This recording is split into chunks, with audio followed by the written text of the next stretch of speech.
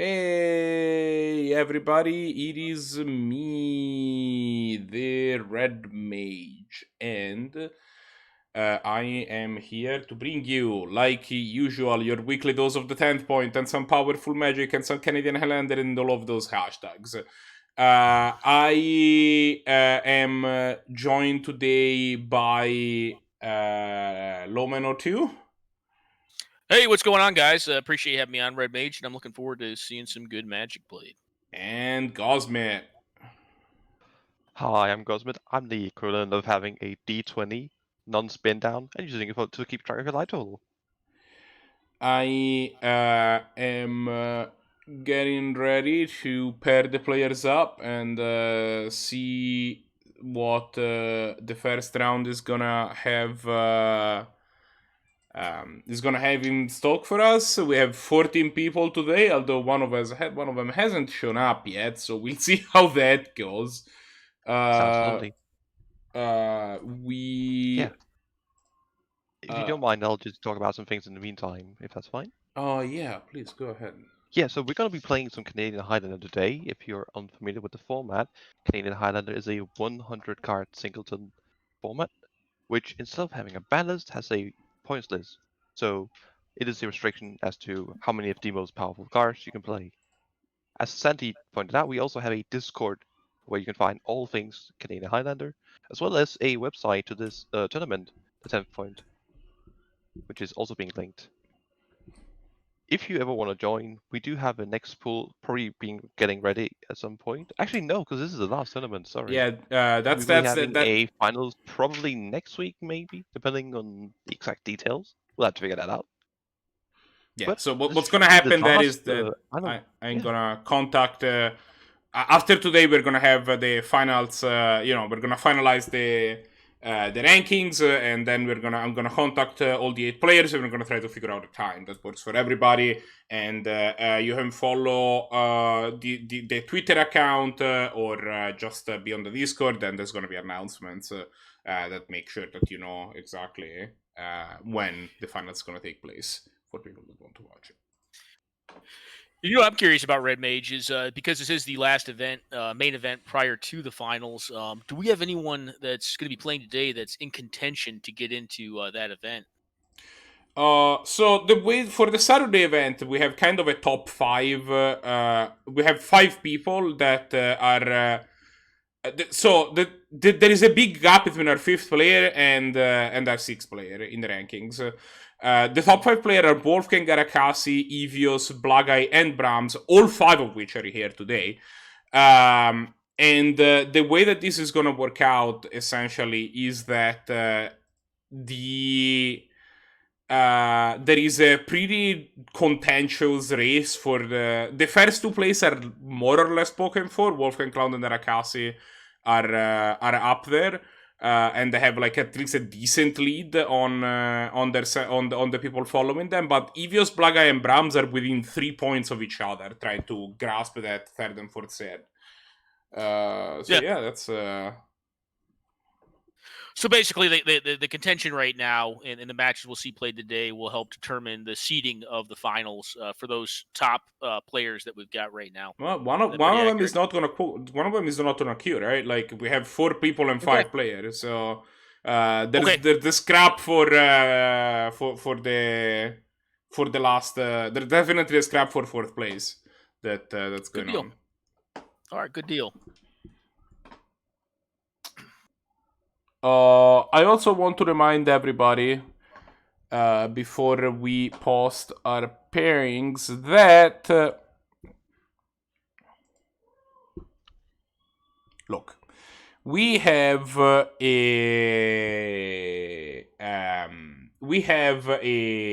oh my god, I'm sorry. We're a Twitch affiliate channel, and if you wanted to give us to throw your sub our way, especially if you're a Twitch Prime sub, we definitely appreciate it. It just helps us, keep the lights on and keep basically give us a little bit of funds to do things like do tournament prizes, that sort of thing. Thank you to Zannty for his sub earlier. by the way. And I just want to remind people that if you have a Twitch Prime, you get a free sub. If you have Amazon Prime, you can connect it to Twitch and get a free sub, and that should go to somebody. And if it's us, we really appreciate it. And if it's not, it should be somebody, because I can guarantee you that the streamer needs that money more than Jeff Bezos does.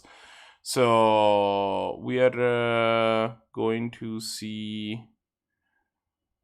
We are going to see. Okay, I'm posting the matchups, and we're gonna see where that goes. All right, great. So we have Aggro's not playing today, so Zannty has a round 1 bye. Right. Why don't we check out the Evios versus Bailite match, Maldoper. if you don't mind me suggesting one, because that'll be blue-red versus Abzan Control, which should be a grindy long game, which It doesn't seem to see. If I'm correct, Bailite is on here twice for some reason. There's Bailite and Bailite 1. I'm not here. Curiously. Either. I'm not on there. I think you might have made a little mistake here, Red Mage. Yeah, we got 2 Bailites, so. And no Arakasi. Yep. Can we just pretend that Bailite 1 is Arakasi then? And then, since that's a redundant one? Maybe, actually, you know what? I can just do these. Arakasi. Let us see. Were we missing someone? You said Necro was missing, correct? Yes, Necro is not playing today, to my knowledge. I'm talking to them about 40 minutes ago. And I think we were missing Stompy quite possibly as well. So that leaves us with 2 people lagging, possibly. Oh. So am I fighting EVS or? That is what I'm trying to figure out. Why don't we wait a moment until we start fighting, folks? And, wait, is Stompy not around either? That's unfortunate. No, so we should have at least even pairings. At least he didn't respond. So let's get this one off because Stompy's also not here. Yeah. If that is the case, then we might have to choose Zannty against Blahguy. Yeah, we can repair. Well, again, Necro's not here, so it'd be basically cut Necro, cut Stompy, pair Zannty with Blahguy, good to go. Yeah. We can definitely do a repair there.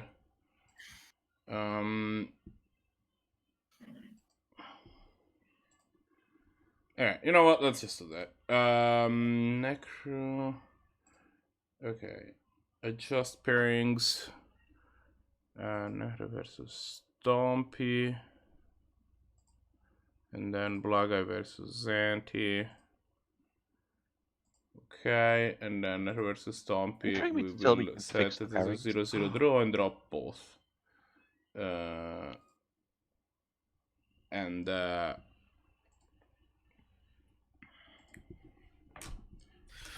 All right, well, good deal. Get the pairings up. I wouldn't mind. What do you think, Gosman? I'm down to watch. Brahms versus Einstein may be Brahms versus Einstein may be interesting. Check that out. Awesome. I'm definitely down for that one. Like trying to see let's get some combo in here. I think it's watching the Paradox Academy. Brahms switches it up a bit, but I think recently they've been on Death and Taxes, and then Einstein's been on Academy for long as well. Yeah, and I think if you want to see a combo versus like more aggressively slanted deck, I think you can definitely do a lot of worse than D&T versus. And it really D&T's an interesting deck from the standpoint that like if you set your deck up to beat pretty much any sort of combo, you can do it. Like cards like Spirit of the Labyrinth don't tend to see as much play anymore. Where they're going to shine is against decks like Academy because they can actually shut off their card draw, which tends to be very relevant because they're a draw 7 deck. Whereas like cards like Silver Knight that sometimes folks will play or Core Firewalker are just kind of they're bad. So how the deck is tacked will definitely be interesting to see like how the matches play out. So I look forward to it. I think it'll be an interesting one for sure. Indeed. And it'll probably be quick one way or the other. It'll probably be a very decisive game, and we'll probably get to see some more Magic in round 1. That is the hope, indeed. Depends. I mean, definitely a drawn out. So let's just go through while we have the opportunity to see. So we have Zannty. I believe Zannty's been playing a lot of their blue-red tempo deck recently, and I think that's what they're mostly rocking. I haven't seen them play much else. So there's a good chance they're on that again. Speaking of blue-red, Evios also often on a different type of blue-red moon, a control deck.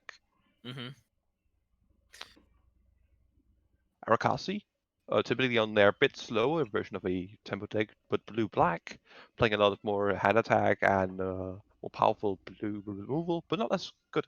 Just finishing the game. Bigger threats.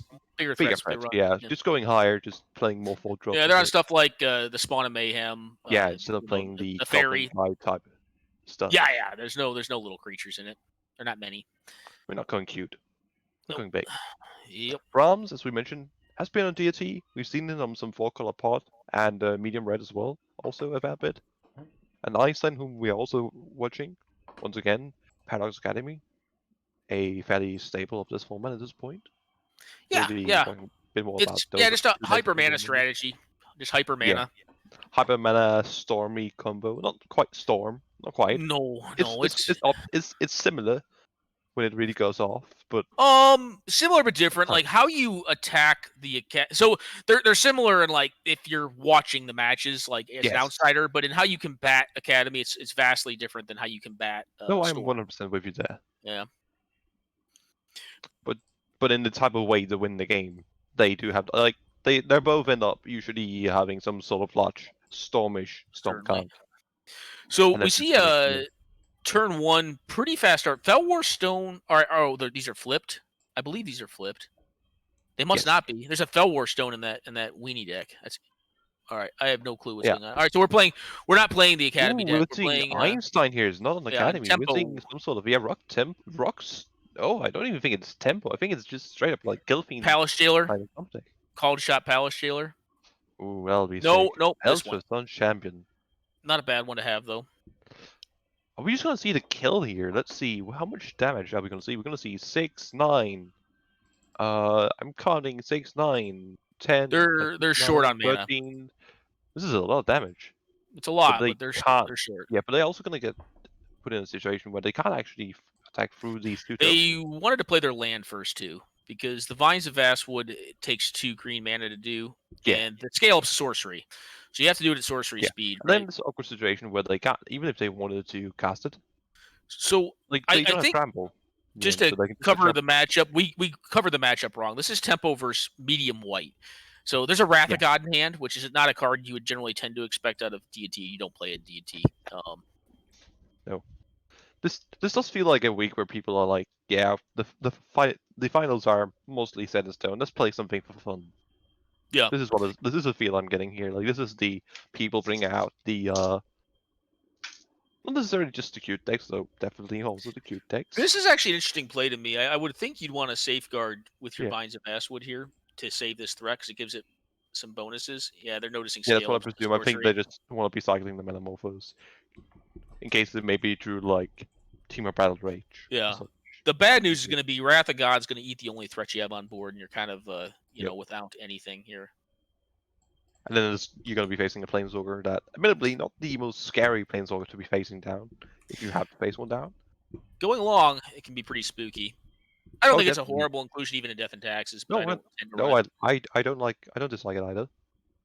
But it's without getting cards in your yard, it's not that impactful usually. What do you think of not Wrath of God here? Yeah, we're seeing it on Unleash the Fury here. I like Wrath of God, like based on the fact that your opponent's been playing Killfiend, like they look to be playing a deck that's built very much around this Killfiend playing Metamorphose, Vines of Vastwood. It's almost like they figured they could play 4 copies of Killfiend. Yet, here they are.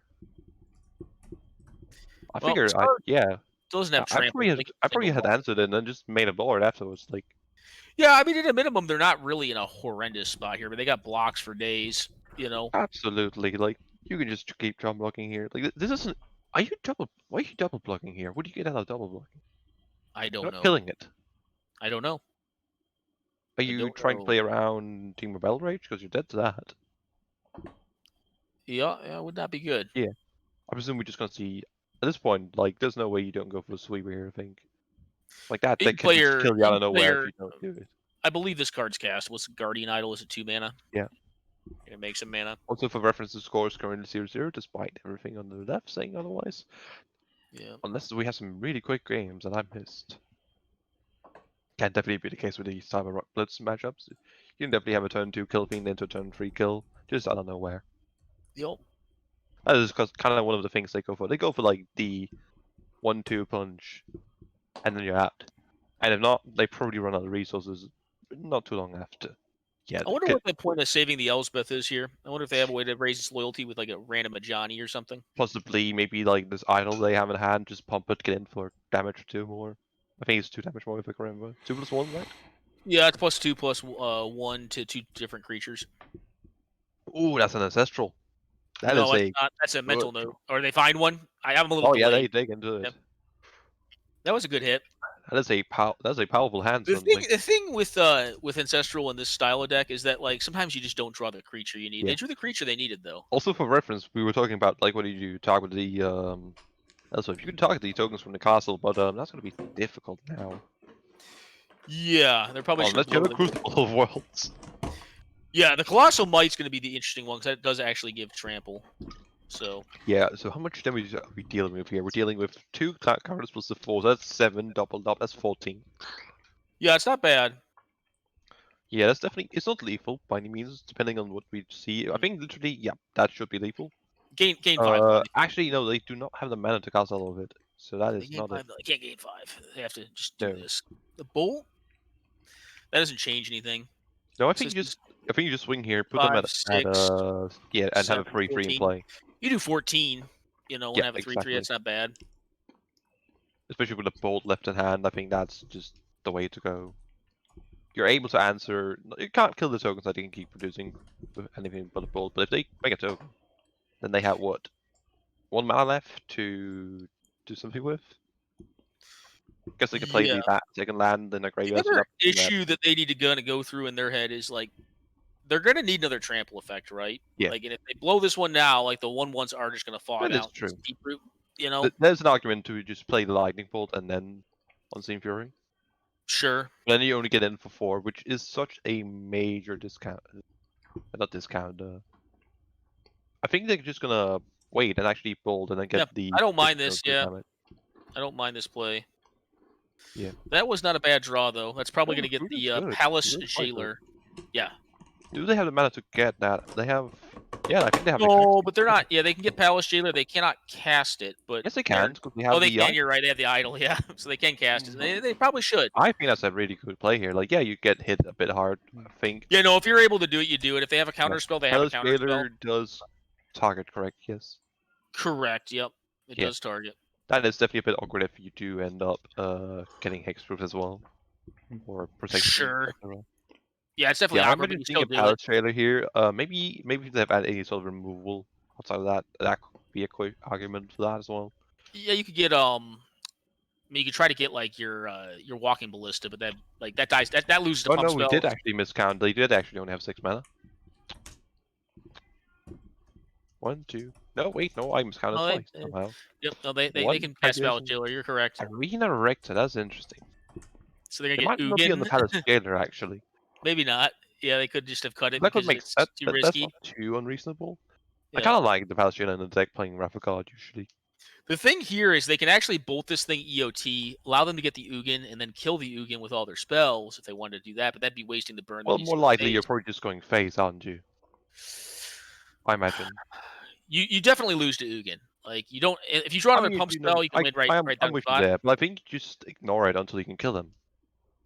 Like, it's not gonna die on its own, like, currently. Sure. You have what? We counted, like, 14 plus addition 2. You have exactly 16. So they have 3 toughness. That puts them at 3 health if they block with everything. Yep. And they most certainly... another mana rock. That does not help much. They can make a token. Yeah, the issue is the toughness does keep increasing every turn, right? It does increase by 1 each turn, yes. For what it's worth, they have like upwards every pump spell you find does these additional 2 damage. So as long as you can find enough, especially with all of the just 1 mana cantrips, that's for what it's worth, they have upwards of 5 toughness, right? Because they can activate the idol to block with. They can activate the idol depending on what they do with the mana. Oh. Yes, that's true. Oh, that's a. Oh, I did not realize what that was. That's a dust bowl. It is, yep. It's not that big. 4 mana is probably more than plenty, depending on naturals. But it's definitely something. Yeah, they can start limiting their ability that much more toughness on board, especially casting this. Dust Bowling twice. Yeah. I think they're just gonna hit all their red mana. Dust Ball is like a Wasteland lock in one card. Yep. For the low price of a Krillion mana. And their OP doesn't really have a play here. Well, maybe not in one card. That's actually fairly relevant too, because they cannot now cast both spells in the same turn. Obviously. Indeed. Yeah, that actually really makes this awkward, especially because. Well, that's kind of what I was saying with the bolt. I'm like, there's definitely a consideration. Like, do you just put them down to like, 2 or 4 or whatever it would have been, and try to mise the burn, because like this was going to eventually just take over the game very, very slowly. I did not realize that was a Dust Ball. I thought it was a fetch. Yeah, it's a weird, awkward art. Yeah. Yeah, exactly. Tabernacle, that's interesting, because then you could just sacrifice the arena to that Rector. That's just a way to get whatever planeswalker you want in your next upkeep. Yep. The Tabernacle does not allow you to sacrifice anything. It destroys the arena deck. Oh, it destroys. Yep. Thank you. Lands pilots know this because they definitely don't pay for their merit lodges. Interesting interactions. Yeah, we're just probably going to see a couple land drops once more. Yep. Top Just tier. blow up their red mana. I like their play. Makes sense. You only kill one because you already sacked a bit of lands. Are you getting back the plains? Or have you already back land? Seems they did get. Well, they already played the Tabernacle, so they're not playing another land this turn. That's correct. Yes, Tabernacle's land. Apparently, who knew? Yeah, kind of a land. Yeah, Brahms is getting the mana locked out here, and they're gonna have a hard time winning on just one land. It's a land. It's an untapped one. All right, they concede. Honestly, a lot closer than you would expect. Like, from the board states, it looks not expect, but as the board state looks now, without seeing the hands, this is a deck that obviously can kill out of nowhere. Yeah, and the funny thing is, like, we saw that play of like Manamorphos. Like, I'm not saying it was incorrect necessarily to play that situation. We saw a lot of attacks where maybe it wasn't needed. Then again, if that wasn't the case, there'd have been a lot of tokens in play, and well, I mean, if they hadn't cast the Metamorphose, they'd be one less card deep, and they would have missed on Ancestral Recall, by one card. Like, there's a lot of ifs, like what ifs, right? So it's like, I don't know. I mean, like, I think in general it serves you the best to like cast as many spells as you possibly can with the Blitz style decks, all in one turn. But it's kind of like Storm, but with a creature kill as opposed to Tendrils. I'm looking at Einstein's hand here, and I'm scared. Oh wow! The other hand's good. It's a very good hand. Cast a lot of recalls, has a lot of pump spells. Yeah, even the pseudo recall and Seek the Truth, and now we have a the recall versus Sol Ring matchup. That's pretty exciting. Yeah, Brahms' hand is no joke either. I mean, it's got a lot of fast mana. It's going to have a Tabernacle or access to a Tabernacle more than likely, if it wants, or a Mazavith. Mazavith, if it's in the deck, is also very good. Or Hobbit. Yeah. Then it takes like a stomp. Coming down as well. Yep. I'm curious, what kind of 2-drop are we going to see here, you think? I'm curious that we're going to cast Gitaxian Probe pre... I guess they want to get the... We have seen the Gitaxian Probe. I'm not sure if you're a bit behind, possibly. I am. I'm watching on stream. I'm not watching in the actual... Oh, I am as well. Oh, okay. I just have a delay then, yeah. So my assumption is they're casting the Dread Horde, or they already have at this point, if they're not saving the Git Probe. Yeah, I think the fact that they can probably just get in for value. That does not actually do that much against the Dreadhawk, because you don't really care that much for the 1 point of attack. You just want that ancestral. Yeah, but this card is not irrelevant because it is going to stop a lot of threats. Yeah, and giving yourself the emblem does mean that if they put it your zeros, that's still a card keeping you alive. Yeah, but more than likely you're just going to be upticking it on like Dreadhorde Arcanist right now because you know what their deck's up to at this point. Like, your one brute force. No, we're going to see a Recruiter here. That seems reasonable. You get like the Palace Jailer. Or maybe just the Rector. Maybe just the Rector. The Rector, yeah. Especially if you're going to want to be getting Tabernacle. Tab, yeah. Tab would make sense to me. We see not Academy Rector, but Academy... Oh, sorry, what is it Arena called? Rector. Academy Rector. Oh, just literal Academy Rector. All right, so they're getting what, Moat? Yeah. Moat could be the card. That was Arena Rector, yeah, I switched this around. They could also just get the Curse, Overwhelming Splendor, and then move on with their life, right? Overwhelming Splendor is not really good against pump spells, though, right? It's not great against pump spells, but it can stop their like normal growth. Yeah, I think Moat would be like what I'd probably go for, like just Moat and then have a Gideon to blank any flyer. Sounds me like personally, but if they're running Moat, they may not be.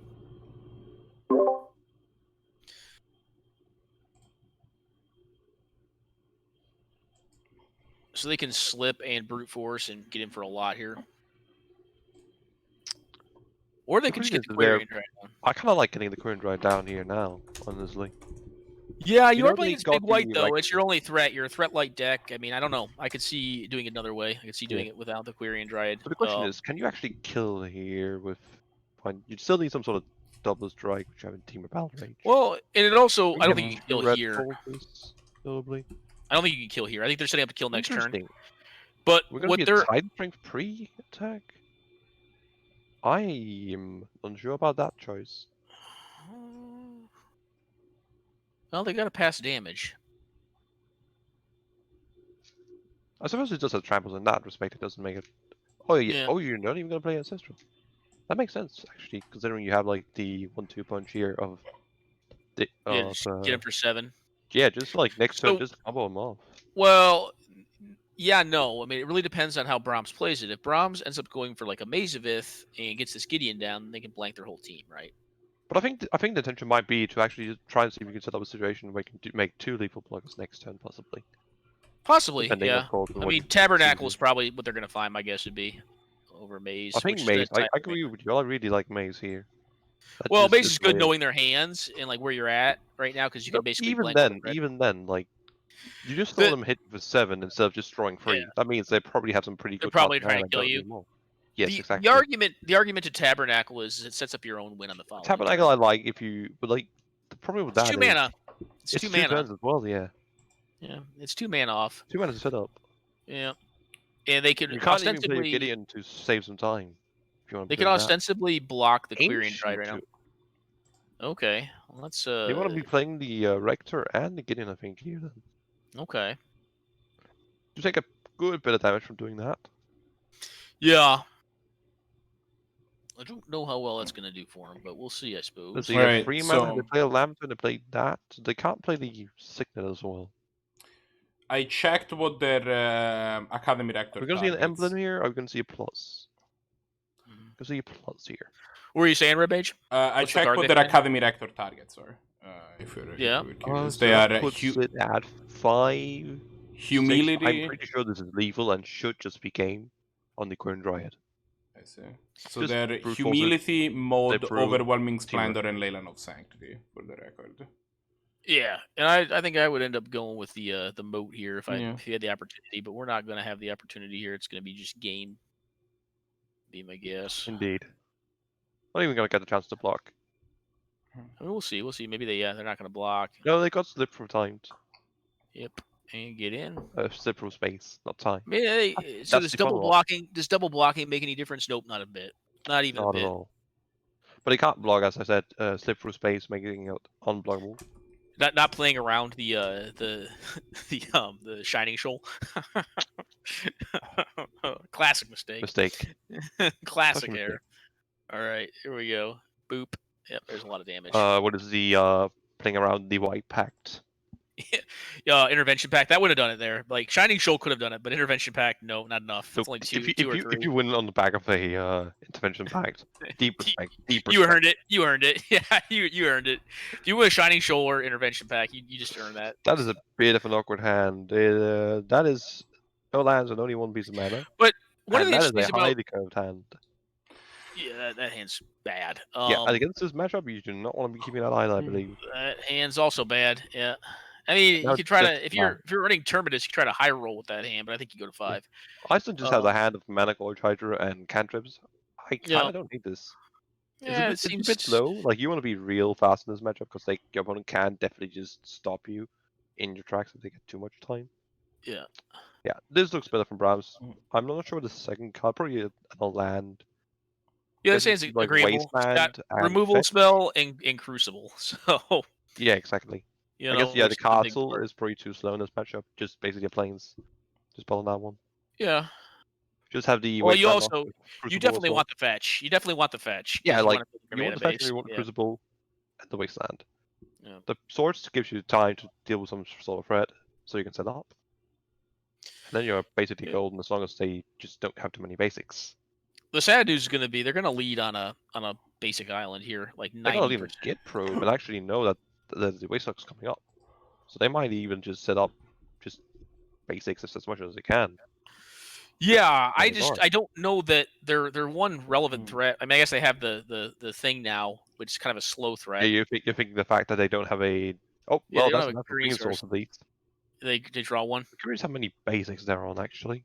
Probably coal islands, likely a mountain or two, and then one forest probably is my guess. I have to look at their deck list. I don't know. Answer coming right up. Okay. Yeah, what's going to be interesting, I wonder if because they know their hand. Do they play into the Swords to Plowshares? That's a good question. I think I kind of like just dealing with the thing here, just going. Sure. It's just gonna keep ticking. The problem with the thing is if you play thing into Mana Gorge Hydra, then suddenly, well, that gets awkward because if you bounce your Hydra, True. that's just a little worth for nothing. For the record, they have 4 basics, 1 mountain, 1 forest, and 2 islands. Makes sense. Yeah, my guess would be we're gonna see a thing come down. Yep, I like that as well. I think the discipline play on the white players' part is not to Swords to Plowshares it yet, but that's just me. I agree. Especially like, it seems tempting considering you're gonna probably be playing Crucible next turn. Nope, I think you want to resolve this Crucible because your mana is too important. This thing's not a fast threat. So I am with you there 100% of the way. Yeah, they're just gonna throw it out there. Yeah. I still think it's more important than a recruiter here. Yeah. Because as you said, being able to get a fetch every turn. Like, even if you're not wastelanding them, which is pretty good too, let's be honest. Yeah. Well, but I think your opponent is the one who can operate on less mana usually. Like, they can play 2-drop and just kill you from there. Yeah. You have a hard time working on like. I'm wondering what recruiter even finds that's that relevant here. I mean, I don't think they're playing Jailer because they would have jailed probably the last game. So we're gonna be saying George. Possibly Rex Shop. Einstein wearing a yellow hat as well, apparently. Let's find a basic mountain if they have one. They do have one. Yep. Okay. Yeah, just let me, George. Let's see. We have a Flood Strand? That's probably. Well, at a minimum, the Gideon does deal pretty cleanly with the Mana Gorger. Absolutely. You don't get spell pierced. Yeah, like a Flood Strand when you already have a fetch and a Crucible, just dead draw, really. It's a discard, basically. Yeah. If ever needed. Oh, we're gonna see the crew to come down here instead. Well, they can't. Actually in hand as well, so that makes sense because considering they can't actually play anything else. What is interesting though is that they choose to keep Karagas up instead of the Wasteland here. I figured I'd keep Wasteland up because I don't. Yeah, they're on all basics. We can do Wasteland, their next land drop. That I mean, you could do that. I don't think it does that much. I think it's very impactful. I did not know. I mean, the Rector seems like actually a good call to me. I mean, they can put this down, and like the Mana Gorger doesn't really want to attack into it. That's ancestral. They've been in a slight pickle here, having no real. I was gonna say they didn't have a green or a red card, and they just drew them. Yeah, that was like ancestral. Ancestral Recall is a good card to draw. So, how much damage do they have if they cast this looting and scale up and summon a card, which is presumably what they're gonna do? Well, if they do that, then they're losing to this Gideon pretty badly, right? They kind of are. They have lethal. That's what I'm trying to see. Yeah. 6 plus.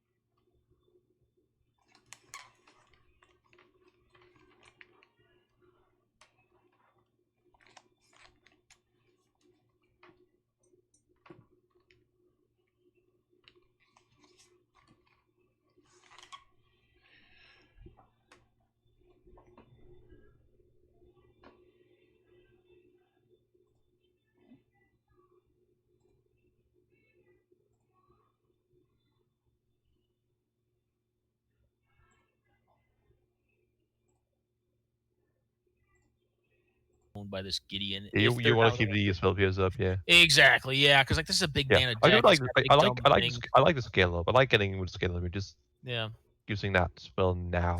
Now this might be enough. It's 11. The Sprite Dragon can't get big enough next turn. I mean, you just block. It's a free block. Especially because like all of your cards in hand One are basically damage. do like you can use your. It's one more. It's one more Windswept Heath activation. Is what it amounts to basically. And now it's basically like just saying, "Come at me, bro." Yeah, you I definitely imagine we'll this see thing him down, challenging. and you have what? You have 2 toughness left on this thing, so they can pump their Sprite Dragon to kill the Gideon, which they probably need to. 2 toughness? Yeah, because they're gonna pump it. I'm sorry, they'll have two loyalty counters left, I believe. No, 4. Jesus, the thing has so much loyalty. Should know. Penny Lander up until recently. Indeed. Has a lot of loyalty. Not a bad card, but I don't think that's what you want to be doing now. I think you just want to get a Fair Dragon down. I don't. You can try and see if you can dig through time into something. Yeah. I don't think I'll be doing that first, though. Either way. Yeah. I don't like that play. I want to play the Cascade Bluffs and then filter through my mountain probably because we have like infinite blue spells in hand. Yeah. Like look at that now. Like if we drew like something there. I mean, if they dig here and find something that's green, like a pump spell, they could just kill the Gideon outright, which would not be a bad play. Yeah, absolutely. There's also an argument to just playing. Could you play the cantrip here? I guess that's a bit risky. So it's very risky. Significantly less draws to kill the Gideon. You're looking at a full hand's worth of cards right now and 7 off this card, so it's like I think it's. Yeah, I was trying to think if like they had that like I miscounted 1 mana, so it doesn't make a lot of sense. Yeah, I think you want to look for some sort of green spell here, or even Berserk. that. Like, I think it's a Berserk they found was one of the cards. Ooh, that's an interesting one. I don't hate putting them a 1 because you have Render 6 in hand. It also stops them from playing the fetch. They are not a counter spell. You don't know they have Elspeth, which definitely does make it awkward. Reckless Charge, Stubborn Denial, Fuzzguard, Dive Down, Scalding Tarn, Tropical Island. Yeah, I like getting the Berserk here. And possibly Dive Down or Stubborn Denial. Probably the Dive Down, considering you already have Spell Pierce. Yeah. The issue with putting them to 1 is you get some bad news in the form of this Elspeth, which is just going to be my guess. I would gain life with it. Like, gain life. 5 life, yeah. At least you can only do that once immediately. Correct. But next turn you can -2, make 2 tokens, get cast again likely. Considering how many cards. Because my worry would be they don't have red mana. They're not showing red mana right now. My worry would be, hey, they're going to have. I am curious here. I think. Do you agree with me? You probably just put them at 1 and just go have the life gain, please. Oh yeah, I put them at 1. I put them at 1. I mean, because here's the thing, right? I mean, like they could attack the Gideon, but their thing dies anyways. Like they have the answer on board, so like I think you got to go for it. Yeah, the only argument you can make is like just don't attack. And that you have that argument. Bad. Pretty rough because then the Gideon just upticks and like you have to attack it, so it's like but then at least you can kill the Gideon next turn. Yeah, it's true. But then like the only question is like is one of the for like. But even if you don't go for like the kill here, like setting up the kill. Actually, my Berserk is not a sorcery, you dumbass. Let's just see if they go for it. I don't think you attack the Gideon here ever. I don't like attacking Gideon and Berserking. I like put him to 1. I don't mind putting him to 1. It turns off their fetch lands ostensibly. I think that's what I'm saying. I'm trying to say if you, I think either you attack phase and just put him at 1, or you just pass. Don't attack at all. Yeah. Like you're killing Gideon next turn more or less, no matter what happens if you don't do that. Like that's not hard at all. Yeah. Which is why I mean, like you should just attack their phase because you're going to be attacking Gideon anyways. You have to waste all your resources on the Gideon, so it's like I do that. Let's see what is happening. Yeah, we're going to see the Berserk here. Yep. What are they attacking? Yeah, I can only presume face. I think it's the only play that really makes sense. Yeah, put them on 1. You know you have lethal hand. Just gotta praise that they don't have one of the few life gain spells. Well, it is medium you could white. actually get a life or fumigate here, crudely. No, that's not what you should do, but you could. Yeah. Well, actually, what are they doing? Are we gonna see we're gonna see the save plays here. Especially as it helps you still develop your mana. I like playing the Flawless Strand here now. Well, I like Wastelanding first, but... Oh yeah, Wastelanding in the land, and then perhaps playing the Wasteland instead, yeah. Playing the Wasteland. I like that, yeah. Yeah, I like that better. Did they even play a land? I don't know. I don't believe they did. I don't think they did. Well, that's a land. Can't be the draw you were hoping for. They played Gideon last turn and they didn't sack anything, so... Well, I'm trying to see, what can you do here, like, with this hand? You don't have any notable lands to get back. Like, you have some fetches, don't get me wrong, but, like... Yeah, honestly, let's just look at lands back. Just take it up. Just try maybe get it to a point where you can just win with it. Taking it up's gonna just die to the Gideon, right? The Gideon looting, will attack looting. Yep. They're just using it to basically put 2 cards. They don't care about their hand. Yeah, there's We Dreadnoughts is a cool one. That actually can Reckless Charge in for lethal. Yeah, exactly. Reckless Charge is... I really think you don't want to be discounting the Reckless Charge now, especially. You think you want to discard it? No, I think you really do not want No, you wanted that to be hidden info. Keep the surprise element. 100%. Just hope they, for some reason, just get aggressive, kill your Gideon with their, kill your, whatchamacallit, your Red and 6 with that Gideon. Or some such. And then just, how much damage do we have? You have 6, 8 at least. The right play here is here's the right play. You uptick your Gideon to force attacks. You play out the Academy Rector. And on the following turn, you can attack with the Academy Rector and blow it up with your own Gideon. That's the safest play to make. I can't remember, how much does Elspeth need to come back from the yard? 6 mana and I believe 5 cards or 4 cards, one of the two. Yeah. I'm so surprised we have not seen didn't see a land drop last turn actually. Yep, they should just start wastelanding them probably. Yeah. All right, so they're making a play that I think is the most. Actually, they can fumigate their own threats off the board too, to gain some random life. Like next turn fumigate, get rid of your Academy Rector, get the card that just destroys them. The big white curse. You'll just win all that probably. Yeah. It is here. Do you kill a Gideon here? You probably just have to, right? You can cast it. Picking up, you cast it post main if you don't want to have to attack. I mean, I think you have to deal with the Gideon eventually, like unless you're planning on winning with flossing Ren and 6, which is going to be hard with token to play. Yeah, well, and Gideon, which can just attack the Ren and 6 Gideon. Once Overwhelming Splendor hits, I think it turns off all their good threats. They don't get counters anymore. They don't get massive boost other than just like the stats themselves. Exactly. So I do like the way Brahms has done this. Agreed. Other than missing 1 land drop, I think it was a 1 wasteland activation, and then the Swords of Wasteland, or if you were fine with it, at least a Flawless Strand. Like, you could have kept Wasteland up and just played Flawless Strand instead, and then have Wasteland in the yard instead. For tracking it. I think I like that better, just developing a lands and then keeping Wasteland in the yard. I don't think you need to keep it up, because you can still get the mana either way. Gotta get back to land, makes sense. I think honestly what I like doing here is casting out the Dreadnoughts and then casting Impulse, using the Cascade Bluffs and leaving up 1 island to try to spell pierce something. You're gonna have to go with the Gideon anyways. Yep, the Dreadnoughts. Let's see. Dreadnoughts get big. Yeah, they're gonna keep spell pierce up. I like that. Yep, seems very sensible to me. Soul Scum Mage, not that interesting. It can't be break that. Now, one thing that you can get God on here is if they wasteland you EOT on your Windswept Heath, you made a play error there, right? Right? So if they wasteland you EOT on your Windswept Heath, which is the correct play, you're probably forced to get a non-basic blue land. Yeah, tropical, likely. Yeah. Which is a pretty sizable misplay, honestly. That's actually a good one to hold on to. Actually, you say that, but notably, if you do that as Brahms, you only have 4 mana left. Well, you do it EOT. And you can't cast any of your Slivers. You do it EOT, force them to do it, and then you can. Yeah, you're right. You're not wrong. Like, that's still going to be an issue. But I like just leaving up the island because they can't wasteland it, right? Yeah. Oh, we're going to see the spell piece here into the combo win, and that should be game. Loss. Yep. That is unfortunate. I will definitely say that besides like some small misplays with not playing a land here, which actually could have really mattered this turn, as I mentioned. Yep. Brahms actually played it quite solidly.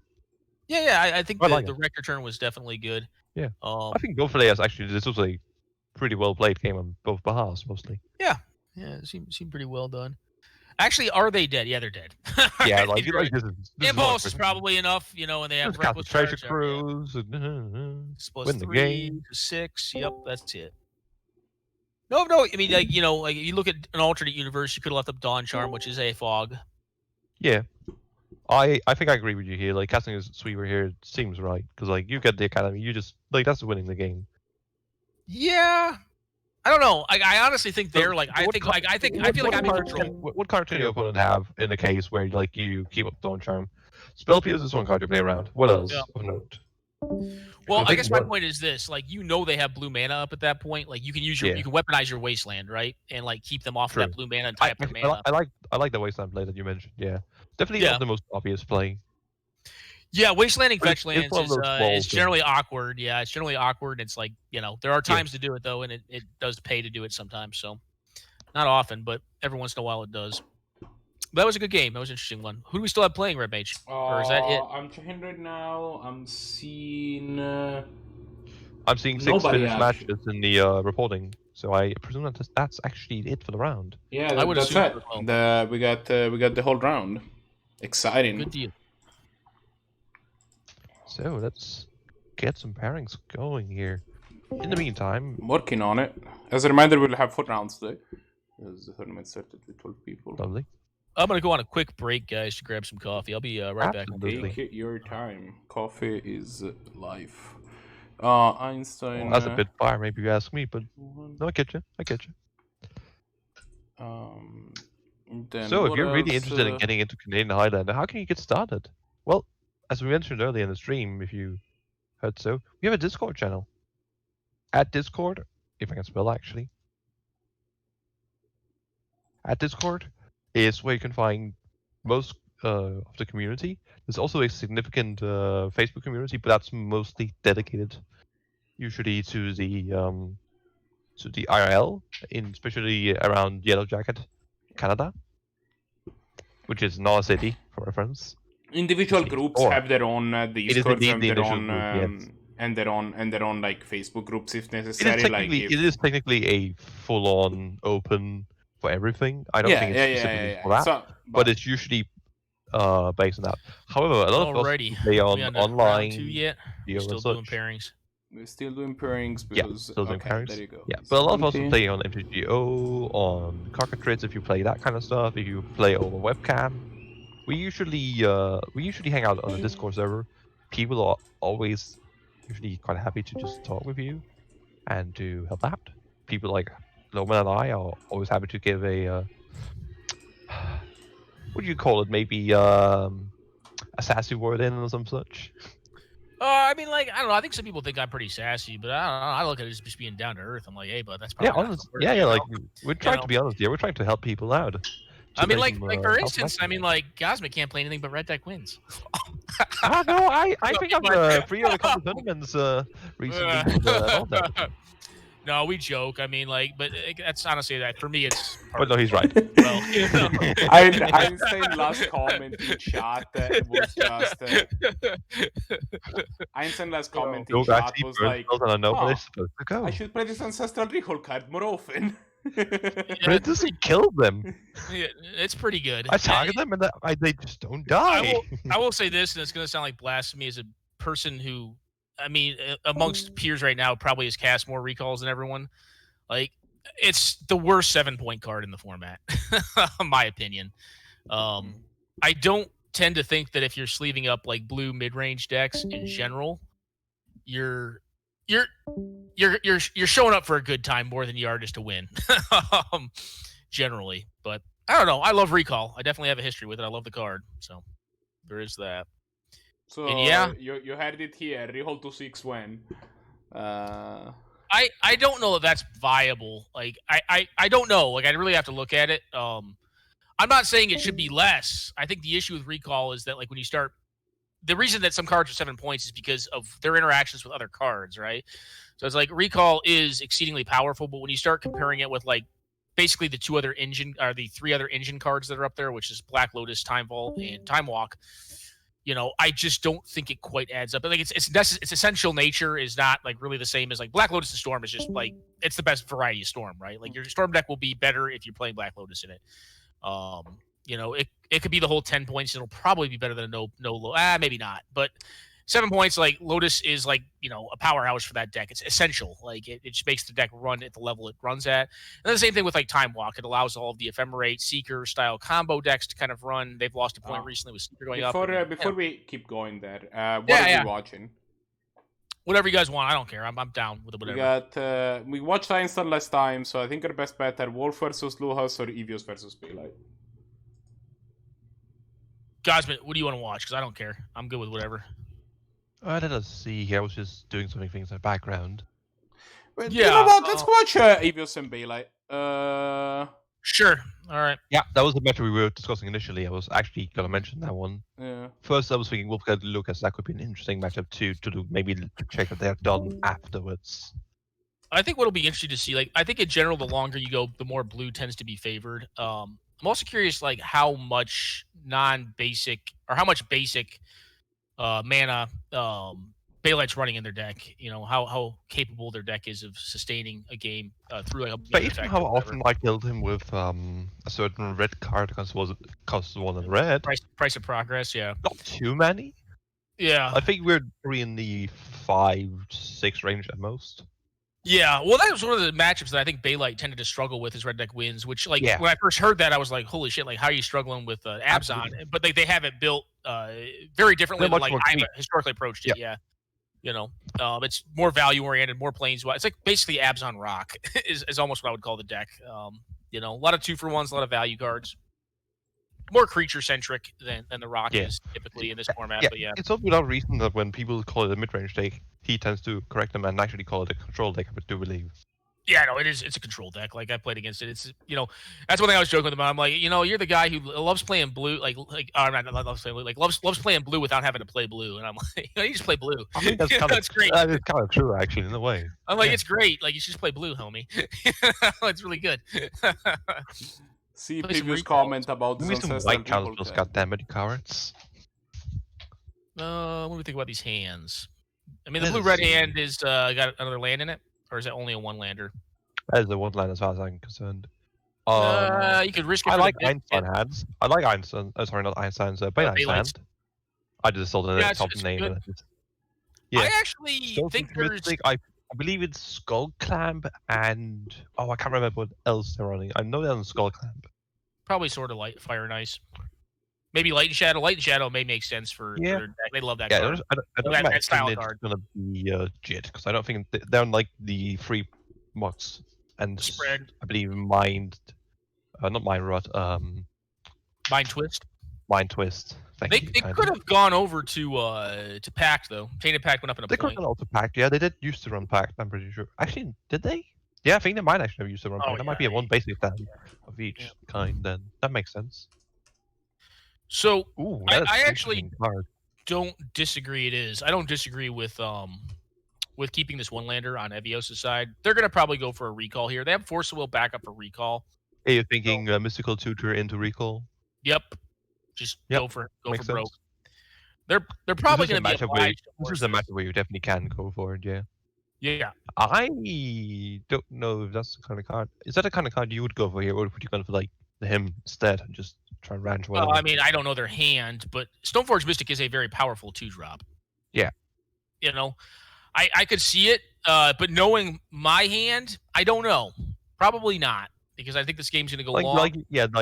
I think Stoneforge is the kind of card that helps you when you're going long, though. So I think that's the argument here, possibly.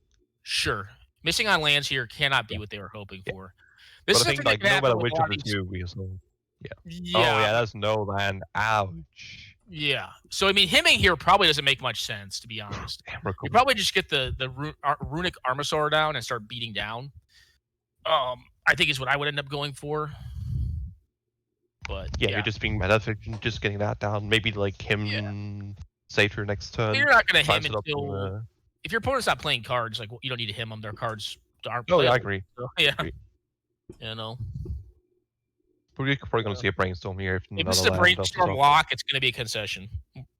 More than likely. All right, it's not a brainstorm lock. That is at least good. We get to see a game of Magic. Well, that's the basic island at least, yeah. It's a starting point. Yeah, the Shivan Rift to go with. Get rid of some of the expensive stuff. Yep. Oh, I think that is a Sulphur Fall. No, Sulphur Falls. Shivan Rift. Shivan Reef, yep. So that's gonna help. That's gonna help. Interested in the choice to not play Reef. That's no good. They can't kill the. They're all sorcery speed, so you play around. Yeah, I was thinking the fact that it's 2/5 more, so that's what I've got. Oh, 2/5 and yeah, everything's a sorcery, so it's like why? If it was 2/4, I just probably play it and kill it with a slash. That's what I was thinking. But yeah, and here it's. If they hit the red source, that'd be pretty bad. Interesting. All right, they hit the red source. Nature first. Hitting the red source is pretty big because we know they don't have red sources on top. Yeah, absolutely. Now, what I think I would actually do is actually upkeep Latnam's Legacy. You're not going to get the cards right now, but you're going to shuffle those 2 cards you cannot cast off the top of your deck. Yeah, I like that. Yeah. Like, yeah, Jace is good, but like, you need them lands. You can get back in this game. You're not getting killed that quickly. Yeah, this Flame Slash is not really interesting to me. I think I want to keep the thing in the ice because that's a card that can't get you back. Yeah, that I agree on that one. I could see the Confluence in the bottom as well, because that one's actually Tremors. I don't like playing Jace out here because like they're an Abzan deck. Like their hand we know cannot do anything about the Jace, but like removal is pretty common. I guess I get another recall this way, but I guess recall is an option. I like just getting the 2 red cards I can't even cast off the top of my deck, but that's me. Get a block in here. Probably just go for a 4/3 this turn, be my guess. What happened to the Shivan Rift? I got hemmed. They hit with the hem, which is pretty lucky. It was a good hit. The bolt was pretty irrelevant, but the Shivan Reef was a solid one to hit. And they cast out their 4/3 here. Yep. Doubt they're gaining a life. Of note, when Jace activates, it will draw their OP a card off the Runic Armasaur, which is kind of funny. I wonder if they're going to have to do what they're going to have to do, but that will at least be interesting. See what they hit here. Of course, they have their signature card in hand. No, nothing. They have their signature card in hand. This Emrakul, which, frankly, I mean, they're probably going to be dead before that. So they get rid of this thing. They can bolt one of those things, then Latnam's Legacy on their OP turn. Or I actually don't mind getting the wall down right now. Get the wall down and then bolt the Night of Autumn. And then uptick on the Runic Armasaur, I suppose. Yeah, just disable this damage. Yeah. Runic Armasaur, you saw there, got a card. Got to feel pretty good. Get a card with Runic Armasaur. I believe that is. Oh, what is it? Activated abilities? It triggers on correct. Yeah. So when Jace abilities of lands and creatures. Yeah. So when Jace was used, they got a card off of it. That's not a bad one to hit. Although they know they're not going to high roll the Ancestral because it's in the bin already. Ooh, I do like Zannty here. Yeah, Zannty against the blue deck's pretty good. Yeah, I suppose you just tab all if you're. Do you keep white mana? Actually, it doesn't really matter. You probably could play the Pete land and keep that open. Yeah, and this is obviously not one you really want to bounce either. Now, if they hit a land, 2, 3, 4 types of permanents in Bailite's yard, so that's a 9-mana Emrakul currently. Yeah. They have hit Delirium, but it's not the type of Delirium you usually look at. Yeah. We need here. Take the Platinum Empyrean. Oh, yes. Truly I think I would take the Pierce. Oh, they're looking at Platinum Empyrean there for a second. You know, they're taking the Pierce. That makes sense to me. The Pierce is a nice. Thank you, Bailite, kindly for doing that, if you ever watched this. Or if I remember to say it. Yep, nice to be able to see what you took. I would have figured Pierce, though. Pierce is the pretty sensible take there, I think.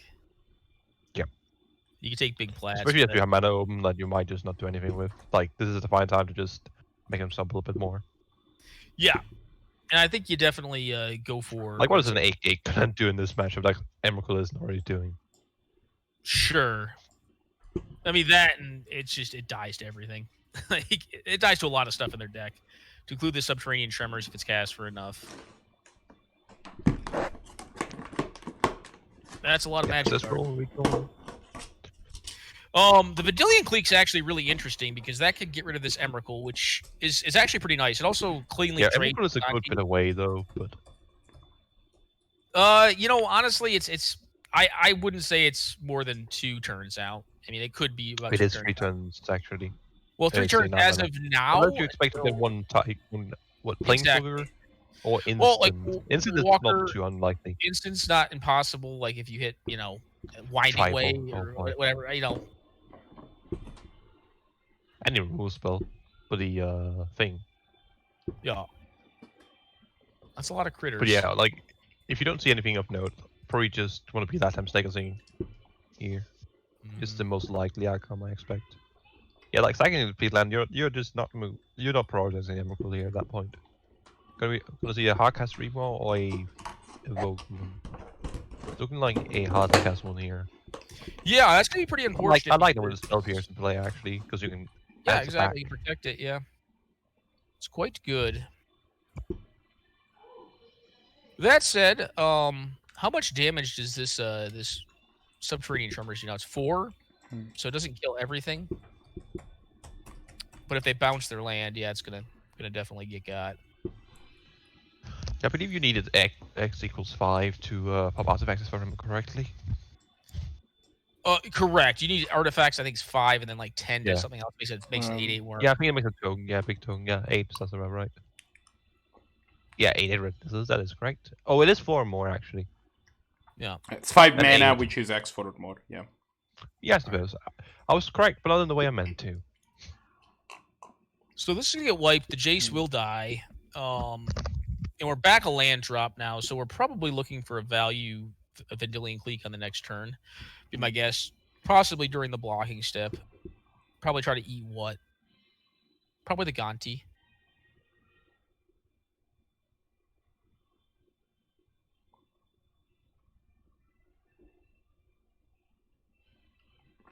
Sorry if I've been a bit quiet. I've just been fixing some dinner quickly. I mean, they could Tremors away everything but the Armosaur. Yeah. That's not the worst.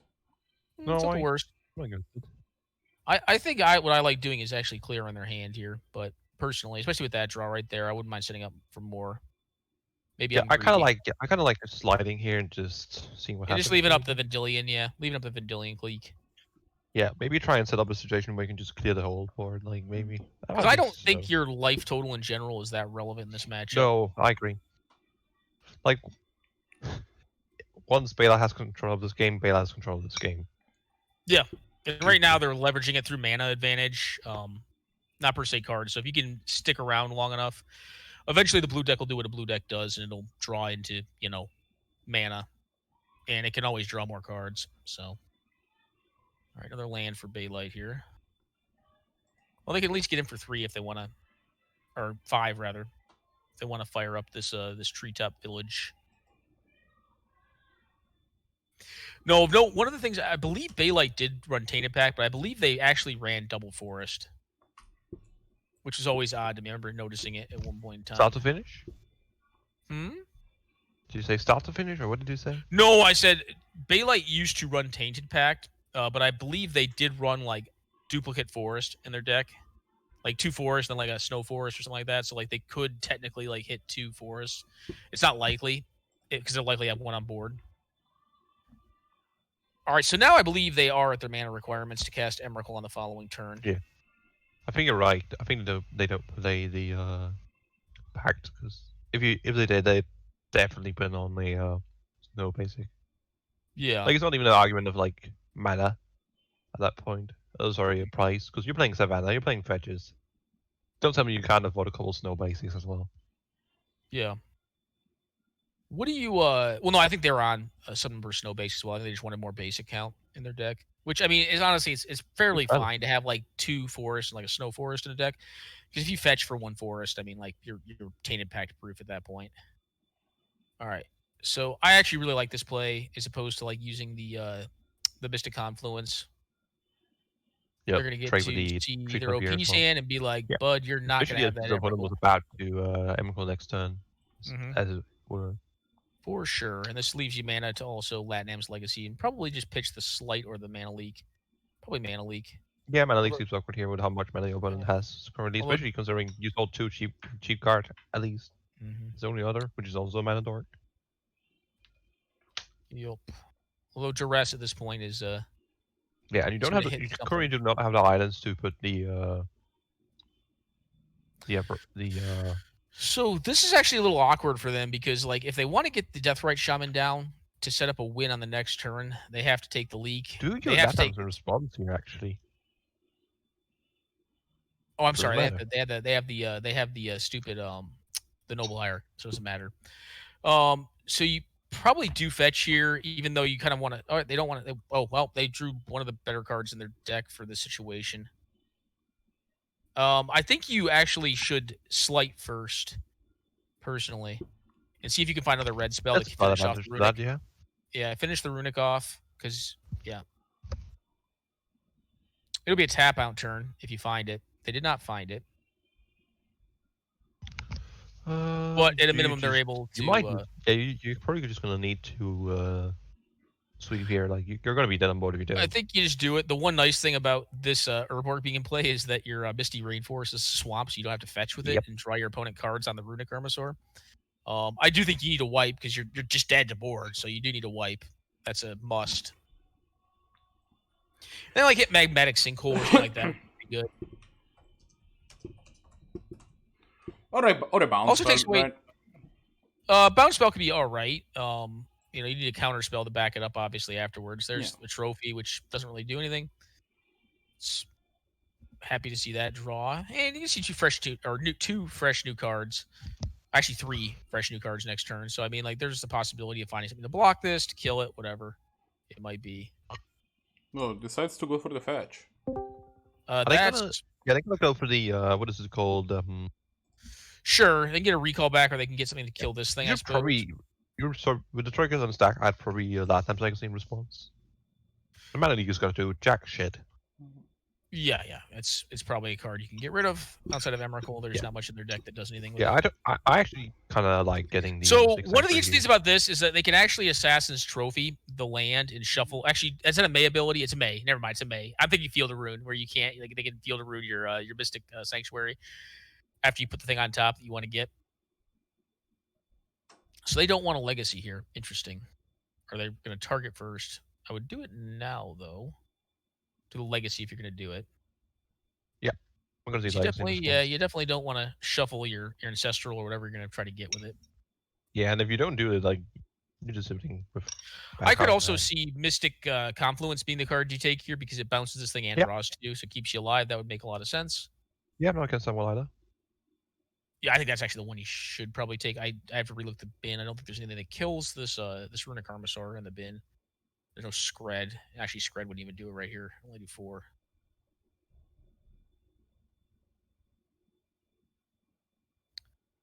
All right, so whatever card they put on top of the first one they draw here off this, they'll see basically 2 other additional cards off Latnams. They did get the Mystic Confluence, it seems. That makes sense. Yeah, just going to play a land, pass the turn, probably. Yep. And then you can wait. If they cast something of really big importance prior to attacking, then you have a chance to counter as well. Yeah, my guess is we're not going to see them cast anything pre-combat. There's really no reason to do that. Goyf is also just a massive idiot. This is kind of the argument I've always had against like playing like more of a controlling variant of Abzan. It's like, what are you finishing with? You're finishing with Tarmogoyfs and like 2/5s, like just hard to deal with threats. So I've always kind of thought maybe like the mid-range variants were probably a little bit stronger, but I don't know. Be wrong on that. All right, we're gonna see Goyf come down. Yeah, and like the I'd be curious to see if they actually shock to put the runic in. If they don't, they're actually gonna get punished a little bit. Because now it's only one answer. So if they hit like a Jace the Mind Sculptor, this is actually a really big misplay. Because like if they hit a Jace the Mind Sculptor, they can actually just buy themselves enough time to like find something relevant. If you're in Evios' seat, you're pretty happy that this miscalculation got to counter a spell on turn 11. Yeah. Oh, I want to. Even if you don't, I think you should still play the Temple card here, just on tap, just have the trophy up at least. Yeah. Like the 2 health is not going to be important. Your opponent's 1. All right, so At they the point where missed. they make a flag in the game, you're They bottom 2 cards here, so we're probably not going to get there regardless. Yep, and Now we're second holding round. this hieroglyphic Like me. illumination. Oh god. Well, they can Use- cycle that oh. and find a bounce spell possibly. They have to cycle Yeah. it. They can't draw off of it. Yeah, it's not looking great right now. No, it's basically like I don't know what. Jason to Cryptic Command tap, bounce Mystic Sanctuary into another like Fire Jace Ice doesn't even, to Jace like doesn't even Ancestral do it again. 'cause you don't have mana for that. No, I'm tracking. It's not Jace now. It's gonna have to be like a bounce spell. Come on. Scred. Yeah. Scred would do it. Scred would kill it. Yep, that Got a is point. true. If they're You playing need- Scred. I'm not sure there was Negate. actually any reason to play land first. Negate's not gonna do it. Negate's, That's it. Negate apparently not that good against creatures. Especially the ones already on board. Well, to be honest, very close game because I mean, like the mana troubles in the Very close. beginning. You know, Relatively, yeah. no, it was a pretty close game actually. Like it, and honestly, like even up to the end here, like I don't mind Evios Substitution with a Preordain in hand against that board. I'm like, I feel okay with this. I mean, like they have a lot of top decks, but you know, with Preordain, like you're seeing essentially 4 cards, draw step plus the 2 off Preordain. I tend not to be someone who really likes these 1 land ancestral keeps, but I'd probably keep this. Mostly because it has Search for his Kanto, which is a great Search and it's just Karma's and Chase, you know. It's got multiple kill spells for like mana dorks or early threats that may get played. And you know, you're looking to tap out on 2. You really need to hit your land here. If you miss on lands, like this is gonna look awful. This is kind of similar to the first keep. They missed What is again, that didn't they? Raibo's card even actually? It may be Crackling a Drake? tap land. I think it's a Crackling Drake. If Come they on, miss land. They miss. Oh, this is looking embarrassing. Yeah, that's one of the reasons like these hands can Yo, be very Gibby, dicey. you chose to keep this one lander, like Yeah. it's not what happened last game. Yeah, and oftentimes like that's the thing with these two, depending on how many lands you're playing. I think I'm on like 38 in my big version of it. 38, I believe. Did Eagles do it 37. again? Yeah. One land recall. Although I do think this was a far more defensible hand than the last one. This one has the Search for his Kanto, which is pretty good going long.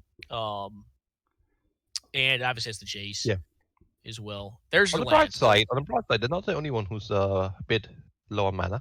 Mana Light, yeah. Well, they missed completely on that Satyr. Yeah. Interesting. We're seeing them on In a minute for them, Limbo they do have the that's a Well, land. Yep. Bit of an awkward land, but land. What do you think you do here? Do you think you go for the ooze, or do you think you just go get the land? I think considering you have a cause on hand, I think you want to get the land immediately. I do too. Personally. I do too. Like Scoos. But you also know that their draw steps are going to get better and better each turn, right?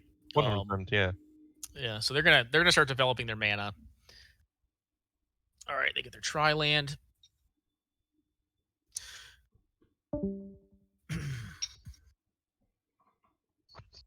Dual land, yep. Just Yeah, makes sense. keep on chucking. Yep. Likely just pausing, keeping up. Destructionist, Clique, even is a Yeah. Bolt. Now, do you think if you're in Bailite's position, you slam the Courser? Do you think you go for like? Oh, if you're thinking like the birds +2 drop line. Yeah. Yeah, I think I Blue like. Moon doesn't run a ton of wraths. I quite like Corsair here, honestly. Like it's definitely actually no, it's quite. It's big just to a counter it spell. loses one counter spell, like Yeah. any counter If spell. you're just playing a loses it. 2-drop, I think I'm gonna be playing Scouting Ooze here actually. I mean, we know they don't Bait. have the counter spell, but I'm saying I want They to can play around actually the counter. stifle Like this the only argument I like for not playing the Corsair here is playing Yeah. around the counter. that should have been stifled, in my opinion, by the Stifle Bird. But it was not. Yeah, Clamp is the kind of guy that can just win the game on his own.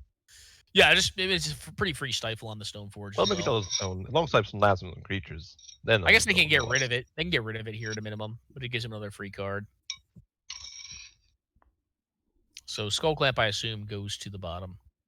Yep, and they get a land, which means they can play their ooze out, but that'll die right away to a bolt. So there's that. I don't think I like blocking here either. I think I like keeping my 3/1 around against that 1/1. Pulling teeth. Eh? You're two pretty big That is flyers. Like you raised. Rough art. Yeah. I'm bold. And Chandra. Yeah. I like Chandra Zannty, can deal honestly. pretty cleanly. I do too. I don't like throwing in front of a 1/1.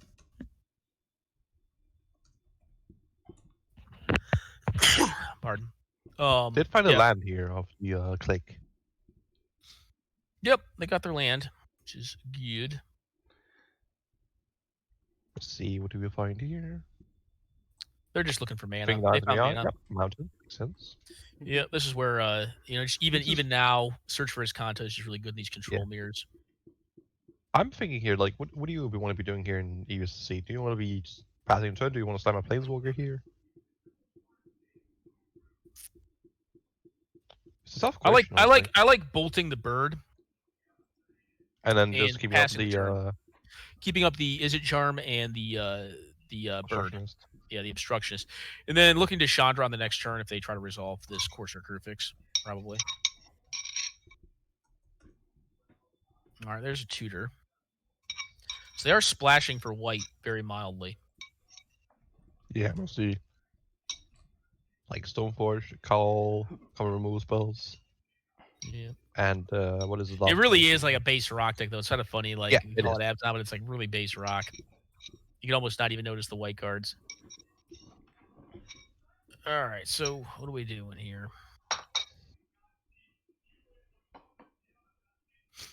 All right, lots of ooze. I'll play the ooze here. I don't think that's worth doing anything about because you can't really do much. Oh, you could kill it, EOT. Curious, are we going to see Mythos closer, or I don't think you're going to play the Hewitt here. Like Mythos is a straight up Vindicate, right? It can blow up the.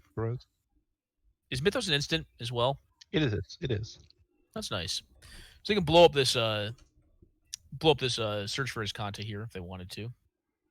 Should not be a horrible use of it. Yeah. Who's just gonna make it straight up awkward for you to raise a bit? Heal lands, but Notably. Yeah, but now the ooze is going to get bolted, which I do think is a sensible play to bolt the ooze here. I would say Mithras maybe. They're thinking about it. They're thinking about the Mythos, Deathroid. Yeah, I mean I can definitely see it like taking 8 here. Yeah. Nothing even with ooze playing. Well, it's only red mana, so they know they're not going to get spell pierce. It's like Daze, Force of Will, Force of Negation, or bust. Like, that's a curious choice. Why do you leave the Mazin up here just like? Maybe to incite it. You know, I don't think it's a horrible play to incite. It's their EOT, so I mean, like you could just be being like, hey, just do it. You know, just get me. Try to do it. Yeah, we're just still thinking about it.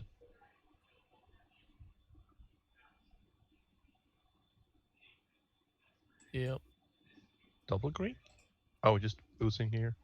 Yep, ooze 1. Yeah. There's sadly one too much creature in the yard for you to hold in response. Yep.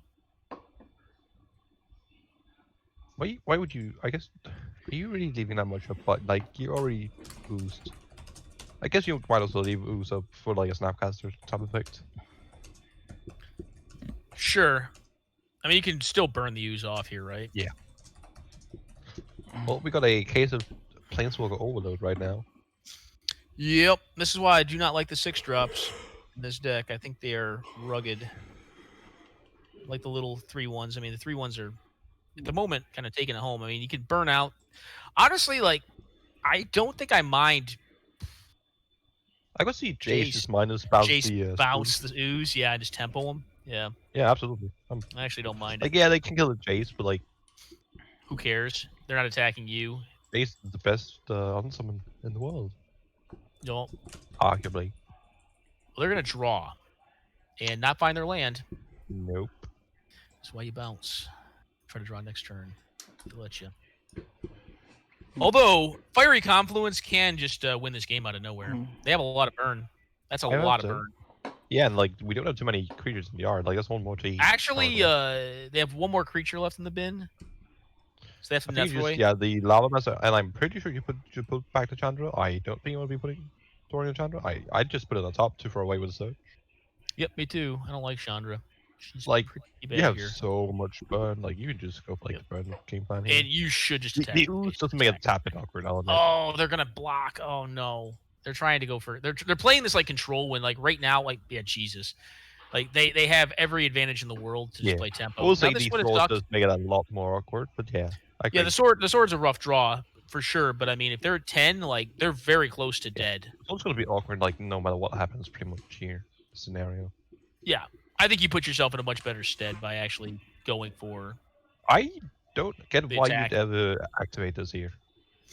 To play around force, so will force negation. I do. I think it's a I sensible get play. why you do this now.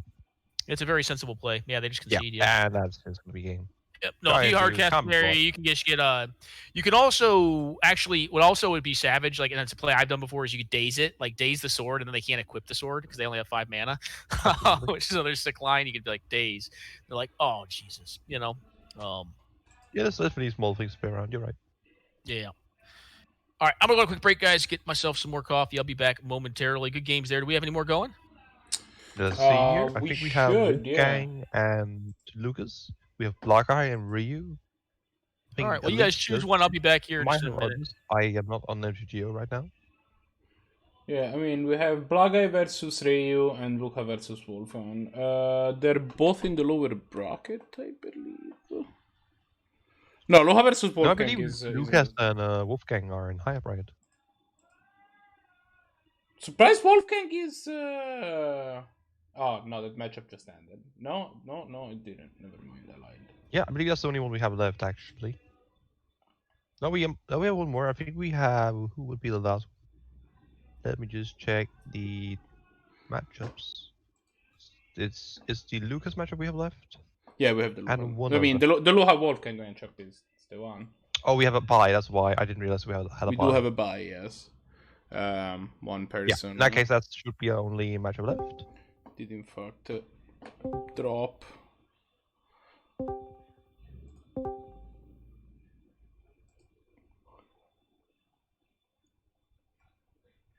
So we're seeing Lucas here back on his actually from his hand looks like a black-white token stack, but as far as I know, it's a or even black-white aristocrats, which is what they're on. They're on a aristocrats solstices hybrid here, and I'm disconnecting.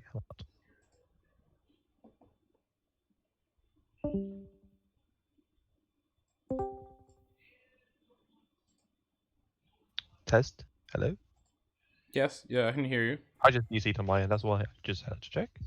Yeah, so we have Lucas here on the bottom screen, playing a Mardu Aristocrats Solstice hybrid. Bit of an interesting brew he made. Wolfgang, bit less original, but definitely packing some power here with MonoRed, arguably one of the best decks in the format. Soul Sister plus Bitter Blossom's a combo, though, especially against MonoRed. Probably one of the best. Maybe. But you know what's also a great combo? Price of Progress on your opponent's basics. That's true. Yeah, it's a strong one there. Is that what we're seeing right now? Oh no. We'll probably sooner or later, yeah. I imagine. Yeah. But I think this game is looking to favor Lucas if he finds like a red source. Sure.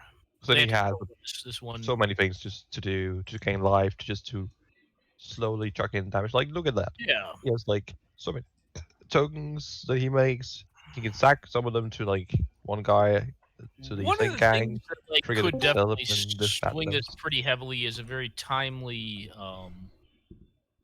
Sulfuric Vortex, Rampaging Ferocidon, or like Rampaging Ferocidon is a bit worse though due to the Judith, but possibly. Yeah, but you don't even need to kill their creatures. Once that thing gets on board, it's going to damage them every turn, right? And you could just if you could sack. They do find a land more, which is not too bad, but it's not a solo land. Yeah, we're going to see the Celebrant here and the Griffin Array, a new card from M21. Makes a couple of these small cutesy Griffins. Griffins, yeah. Whenever you gain at the end of your turn, if you gain 3 or more life. So it's a what is it? Angelic Discord is like the yeah, it's the little brother or sister to Angelic Discord, which was gained 4 life, but it made a 4/4. So the game's actually maybe over. We'll see. It's close. Yeah, this is a prize for 6. Yeah, and that's a lot of spikes. So they spike here. You spike, you attack with the copter, Yeah. and draw mountain. That's not lethal either. Well, you definitely spike now. Actually, no. You win the game. You actually just don't even. You should probably just actually. You know what has been correct? Just incinerate, price of progress, pass the turn. That's a nice bit of blossom you have there.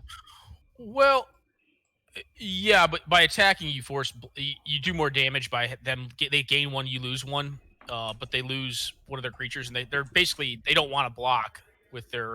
Well, my argument is that you had literal lethal on board. Correct, you do, yeah. The raid and prize is 9, 10 from bit of blossom. Yeah, you do have the mountain here, which I think will make it lethal either way then. Yeah. Bit awkward that they can't play it prior because they didn't play the lava spike prior, but I'm curious how they end up blocking here. If they block the Soulscar Mage, though, now you have to incinerate their face and kill their School Celebrant. Yeah. Which is the same as Lava Spec. These next turn, they're just dead to this price, right? Yeah. Yep. What do we see?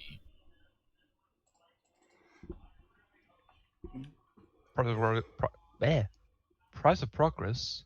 The actually the first pointed red card in a while. Have we seen other red cards pointed ever? Gamble's been pointed before. Gamble's been pointed. I may be mistaken on this, but I believe also Wheel of Fortune may have been at one, but I don't know that. Yeah, I believe Wheel might have been banned. Yeah. For reasons you can kind of understand, like especially in the early years. It's a card that's definitely infamous for its power. Yeah, and then Raiders of Farchild as well. Ah, yes. Yes, classic Raiders of Farchild. If you don't know what that card does, clearly you're not a established meta player. Don't bother looking it up. There we go. Oh, that card. I don't even remember why it was so good. Why wasn't this ever pointed? Yeah, exactly. No, this card's never been pointed. I'm sorry for anyone who believe that. It's a 2-mana waiting for it. It's so powerful. I'm still waiting for the day when it's good to get my opponent's creatures. It just gets stronger. It gets bigger and bigger. I see no problem here. Look, you play this in Perforce Commander. You donate it to the opponent, and then they sacrifice it because they don't want to be giving you tokens. Wait. So I know Lucas hates losing to red deck wins. I think they build their decks to beat red deck wins as much as possible. Yeah, they actually once made a Naya life game midrange deck. With the life game being the worst part, and once again they tried life game, and is it just not working? Yeah, red deck wins is one of those decks. You just gotta kill them. You just gotta kill them. Just kill them dead. Aristocrats could definitely raise, like just. Yeah. But I mean, boom, shoot you for 8. Because I sack all my creatures and I had a blood artist. Yeah, or they're like D&T. D&T is just not a bad matchup. Yeah, absolutely. It's not a bad matchup for D&T. There's nothing wrong with just playing something established. Like, yeah, brewing's sweet. Don't get me wrong. Keep brewing. Make some waves. Mm-hmm. Yeah, but again, I mean, Red Deck Wins is just a top deck, right? I mean, it's one of the top 4, in my opinion. It's going to be a tough one to beat. You know, you can build decks. That's kind of the issue that I think you tend to run into, like with the Parallax, you have a question, Highlander. Yeah. Which one do I want to beat? You know, do I want to beat Storm? Do I want to beat, Death Attacks is not really a deck you have to build to beat. Like you can just that's the kind of card that's the deck you build to beat something specific. That's the deck that you play to beat. That's why it's top deck, in my opinion, is why Death Attacks is a top deck, is to beat all the decks that are in the top. It just has to be tuned to it. Then you have, your red deck wins, and then you got Oracle combo right now. Well, we haven't seen a ton of that in the tournament. I've seen it like one time, I think, and it did not do well. No, especially considering it was someone who'd never piloted it before and was just borrowing the deck. That doesn't help. Oh, fair enough, yeah. Oh, wait, is that yeah, yes. They're borrowing my deck. I'm a dumbass. Well, I don't know. They had a whole hour beforehand. I should have practiced. Actually, I may give it to them the night before. I think I gave it to them the night before, being fair. Yeah. I think it's also a big difference. Like, some players can easily pick up a new deck. And this is not necessarily speaking to general player skill. Like, some people are, like, for good reasons known as the mono red player, the control player. Like, even pro players are like Craig Westgo. He plays mono white because he is freaking good at it. He knows how to build his decks, etc., etc. Like, there are people who just like you give them something else than what they used to, like the deck they're just insane with, and they just. I'm not gonna say they just crumple. So they don't always, especially if you're on the pro level. Yeah, especially if you're on the pro level. All right. But like, had someone who has like the exact mindset, correct mindset for like mono red, or like all in Aggro kind of decks. Yeah, no, it's like it kind of ties back. Like you had them like the most Stoneforge Mystic sternly play. controlled deck. Like the Stoneforge Mystic play, right? Like kind of ties back to that. You know, like you're like, why did you get that 1 damage? And it's like, well, probably makes sense not to. You know, for these reasons. But yeah, for sure. Yeah, that's my mindset as someone who's used to playing primarily like mono red in this format, for example. Like I'm All right. like, So what are you playing around? Dace? Yeah, you are there. all What we right. got, Color. Red Mage? So Go ahead, talk. I have the next round paired. All right, let's do it. I get a little bit. Before we go, just a quick reminder. First things first. These turn after this week, we're gonna take a little bit of a break. We're gonna have the finals next weekend, and then we're gonna be on break for a weekend. We're gonna start again come August. We'll see if next week. I don't know. We might not take a break because there's only a limited number of weeks left in a year. Actually, that ties into my next point. In the next couple of days, I will put up a poll on the Discord, and if you're not on the Discord, you should join the Discord. !Discord gets you there. Because that and you're gonna see the announcements relevance. There's gonna be a poll for first. We're gonna have the usual poll. That's about basically we like to recheck with our players weekly to figure out what times work for them, so that we can make sure that we run these tournaments at the time that makes sense. Yes, not one weekly, right? But like every season. Second, the thing is that we have a kind of an awkward number of weeks left in a year, so we're kind of left with a position where we can run either like one very long season or two like kind of short-ish season, or like one normal size season and like a super short season, or maybe just one normal week season, and then we just have the end of year break in the midst there to kind of breaking things up. So we're like trying to figure out exactly how that's gonna work out, and that's gonna be a question in the poll what our players would prefer doing there. So that is definitely also something to be on the lookout for. Yeah, it's gonna go up in the next couple days, and you should be on the Discord if you're interested in joining in the future, because that's gonna affect how next season works. So if you have any interest in joining next season, you should join. With that said, I also want to remind everybody, if you can sub to us now, you can consider doing so. That would be cool. It kind of helps us keep the boat going, keep everything going, all of that jazz. Yeah. Thanks to everybody that has subbed today, Zannty and Loading and all of those all these humans. They help. This really helps us with doing stuff like keeping offering prize pools at the end of the season and all of that. I'm rambling. Let's go. Ooh, we have another sub. Thanks Reiyu. Let's post these results, eh?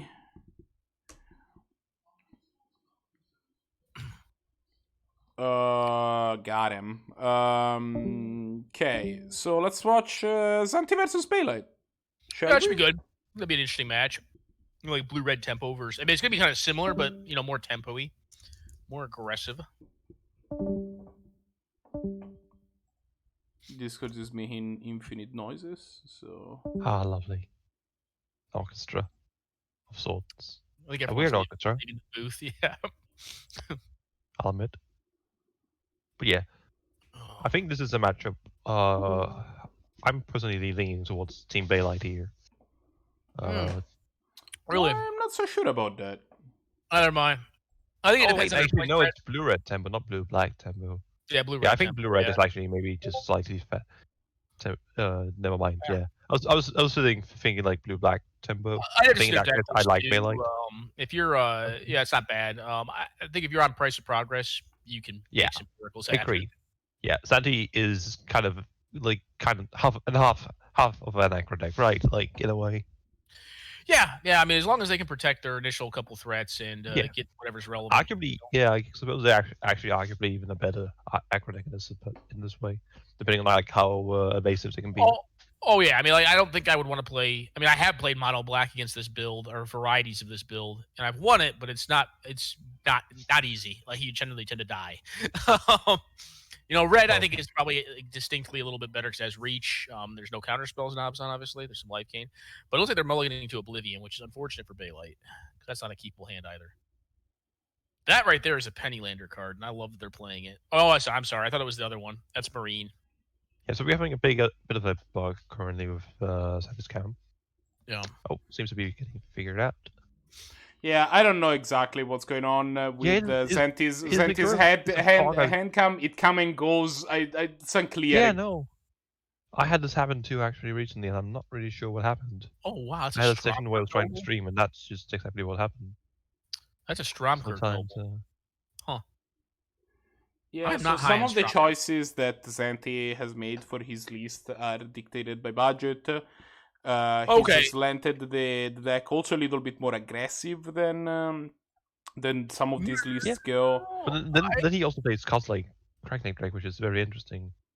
Yeah, I don't think anything's per se wrong. I just Stromberg Noble is a grow threat. It grows on its own for the most part. That is a very curious hand from Bailite there.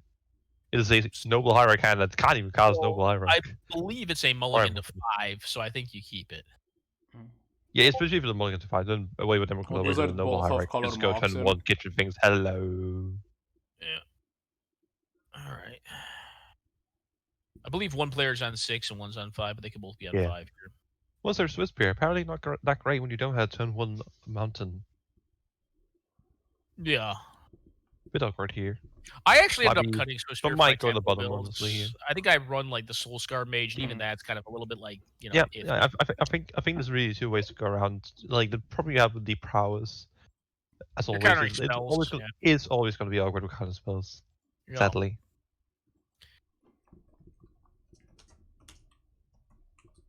Alrighty. Yeah, I'm curious what Bailite definitely gets rid of the Emrakul because that card is not great in openers. And yeah, keeps his hand right here. Or I guess you just slam a Finks turn 1. Yeah, I like the turn 1 Finks. Oh yeah, just get some pressure down. Bring on the beat down. Beat down. Well, you also know they don't have Swords to Plowshares, so it's probably gonna work. Unless of course they have Soulscar Mage, so they can burn it out. Then it will just die. Turn 1 Mountain Pillar Flame. Oof. Yeah, oof. Okay, well, that's at least a way to make that round 1. Yep. 78 something to do in turn 1. Best draw in Bailite's deck, probably Liliana, the Last Hope, would be my guess. Yeah, I like Last Hope better than Veil here, actually. Oh, by far, yeah. I mean, even though Veil's not bad here, I mean, you only have 1 card left in hand. Yeah, Veil is just going to start stripping the hand away. Yeah. And honestly, I'd just play Veil. Like, who cares about playing Inquisition here at that point? Yeah. Alright, well, that's in a Braid. Can at least deal with basically a strip mine.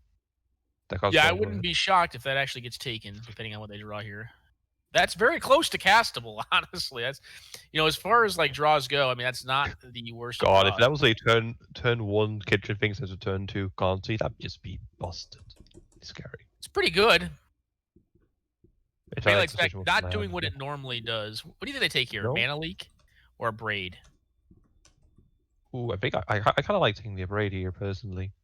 Yeah, I like safeguarding the mana too. You'd rather have the Mana Leak is taken. Yeah. I'd rather have my my Gonti get countered than my land get destroyed. Essentially, usually in this kind of situation. Sure. Like if I'm Zannty, I see my opponent sitting with, like they didn't use this last mana. They braiding here just seems so tempting. And they're gonna get pointed. Like you saw your opponent took a Mana Leak, that means they probably want to solve something. What? What? All right. No. Yeah.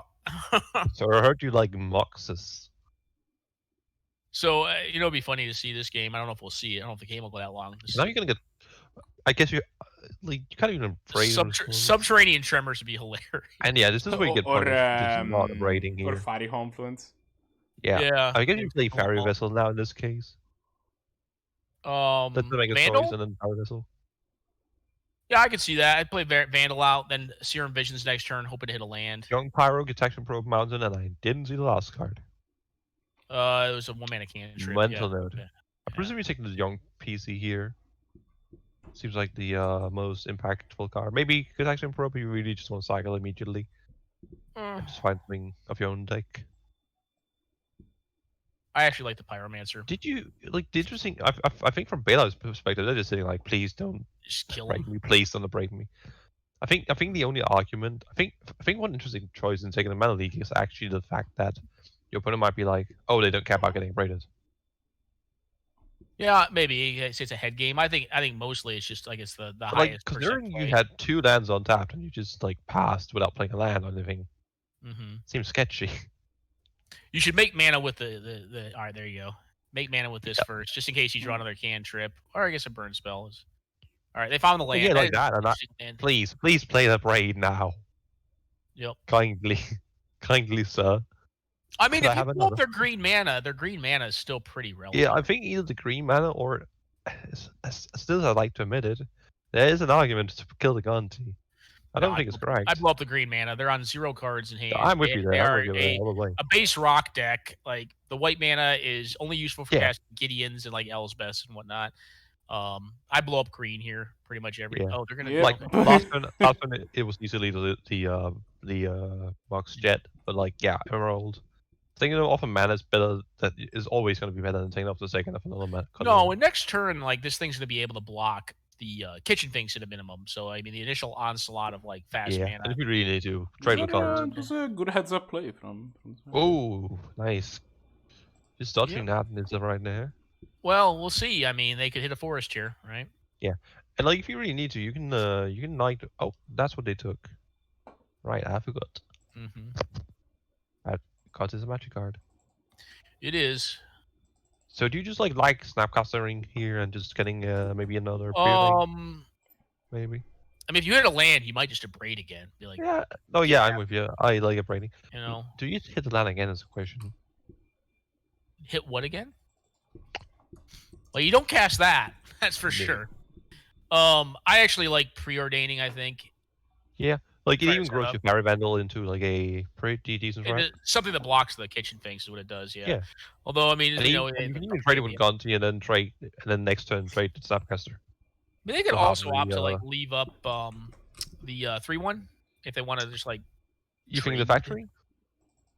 Huh? The nibble. Yeah, the nibble obs, just in case. Yeah, I don't hate just holding nibble ob and then. I actually like preordaining. I think preordain's the play I make. The worst case scenario, if you keep nimble up, and you don't feel like casting it, then you can play the Snapcaster on the mental node in that case. Sure. Doesn't trigger the Fire Vandal, which is actually a pretty big deal. I think getting Vandal to 3/4 here is really big. Yep. Taking 2 is fine for now. You can deal with Arakasi later, but taking 5. Well, they can also set up a good top deck Confluence. They can probably just end this game for good. Yep, Island makes sense. They want their land drops every turn. It's Blue Moon. Doesn't really do much here, but it's going to be. No. But you need them every turn. I mean, we don't know their next top card. Oh yeah. You want your land drops every turn. Yeah, they presumably bottom 1 is my guess, or they put 2 lands on top. Probably not 2 lands, but my guess would be there is a red card on top right now. That's an educated guess, but I think and then they couldn't play anyways. Because they draw another card. Yeah, if they have a cantrip, for example, as well. Maybe cantrip. My guess would be it's a top deck red card. I wouldn't be shocked if we saw something like Chandra or Confluence next turn. That'd be something they'd want us to have if they topped. Yeah. Yep, just a cantrip, which is also fine.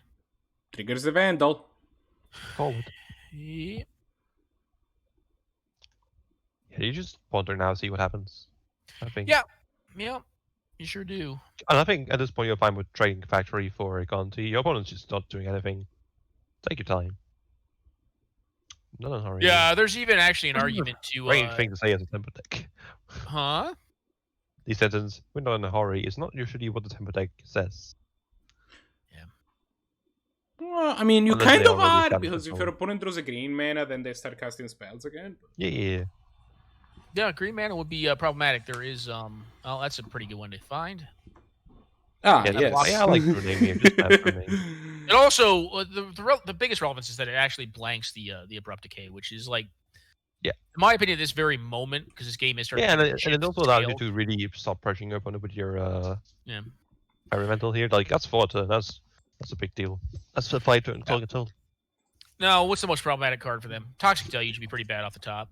Deluge, yeah. Deluge That'd be a for pretty bad one to see. especially because you keep the things around. Yeah. Bloodstrand, that is going to get a Savannah probably. Yeah. And what do they do here? They probably just get their Nissa down, would be my guess. Yeah, you could Abrupt Decay and then Nissa next turn instead. Nah. I think you want to get the Nissa down and get the other green man out of your deck. Yeah, and with them open tap up your out ability especially. cast next That's turn, probably a yeah. pretty good idea. I like it.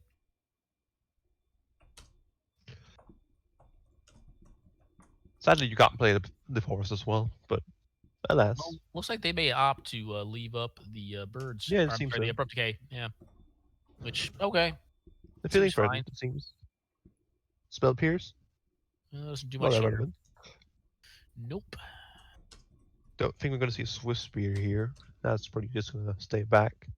Bit awkward to cast off Cast Kibloffs if you're not planning on casting a cantrip afterwards, as such. Yeah. Or a burn spell.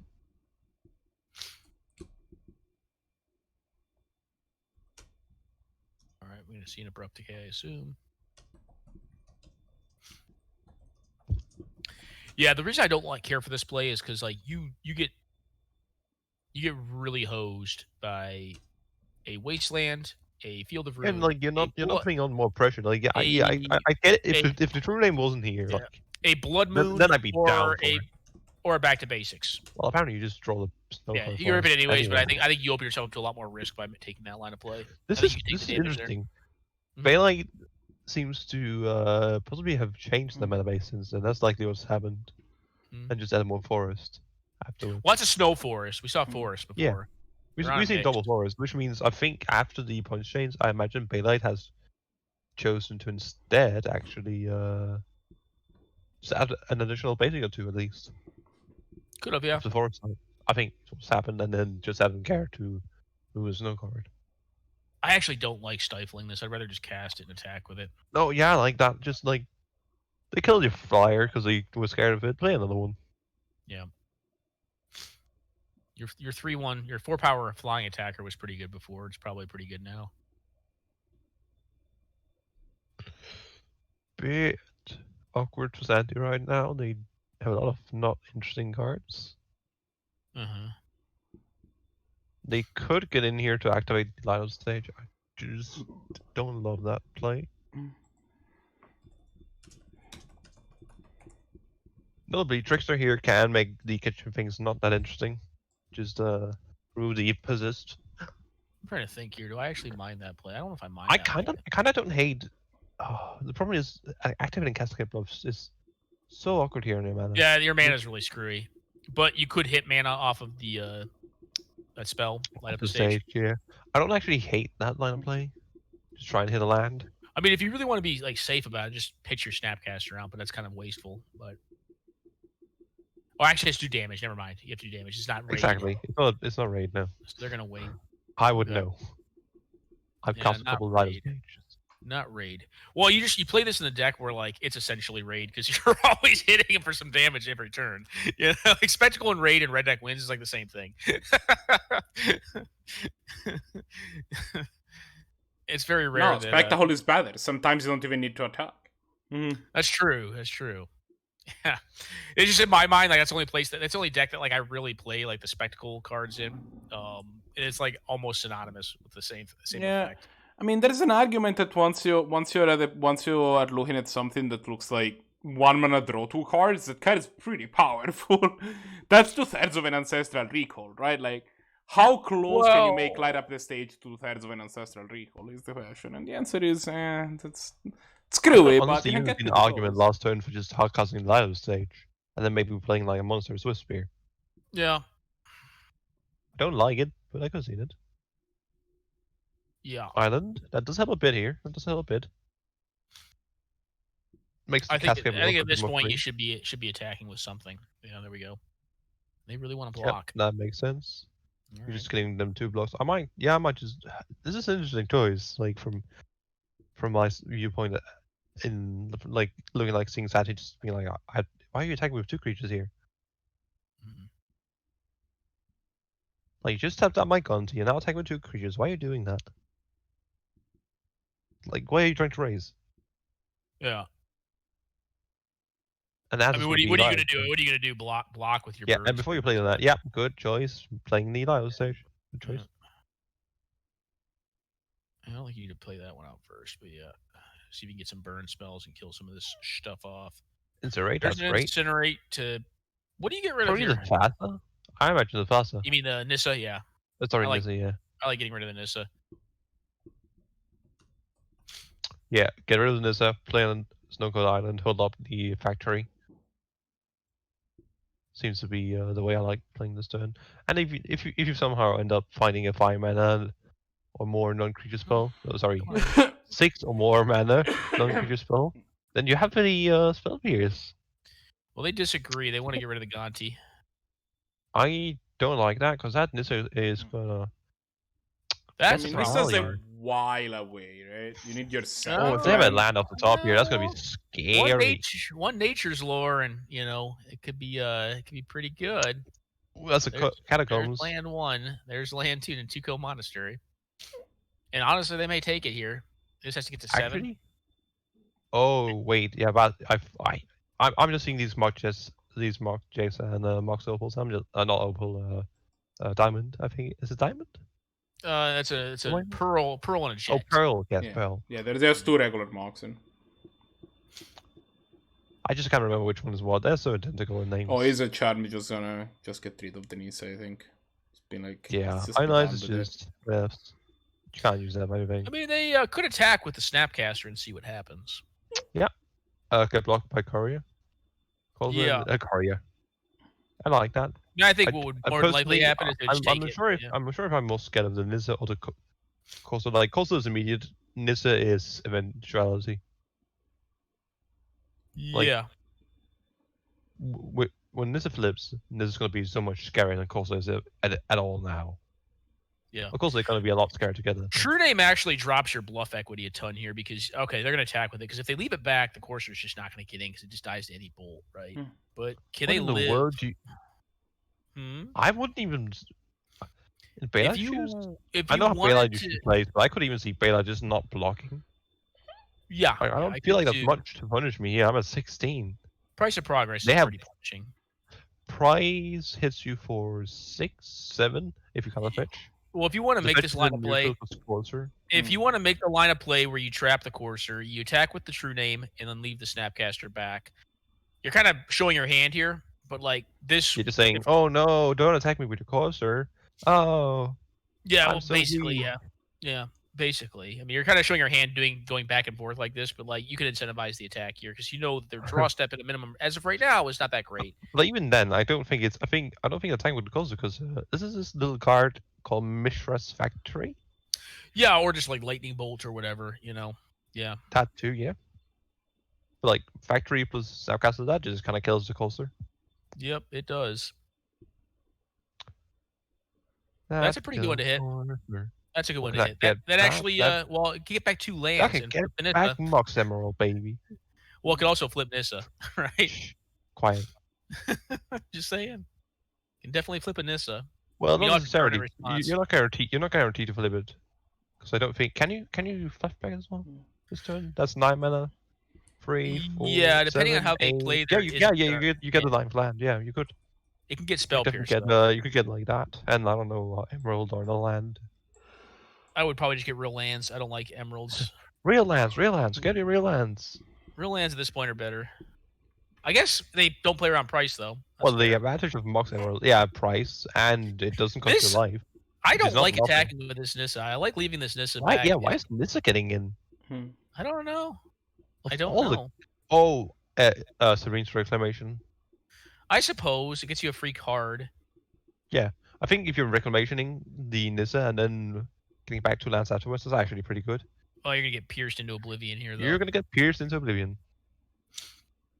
Well, let me go to oblivion. Why not block Not with perhaps the trashing it. factory here? No clue. Misplay. Or they don't want it to die to something random, but they can't. They know what their opponent drew. Yeah, I don't know. Just misplay.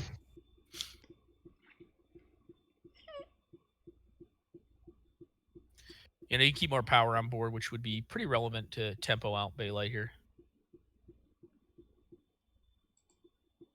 Yeah, maybe they forget that the factory's greater blocking for free, but I don't feel like that's the kind of thing you should be forgetting. Yeah.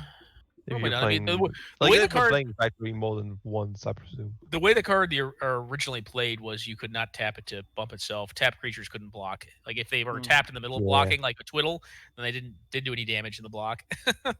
Yeah, it would still survive, but it wouldn't deal any damage.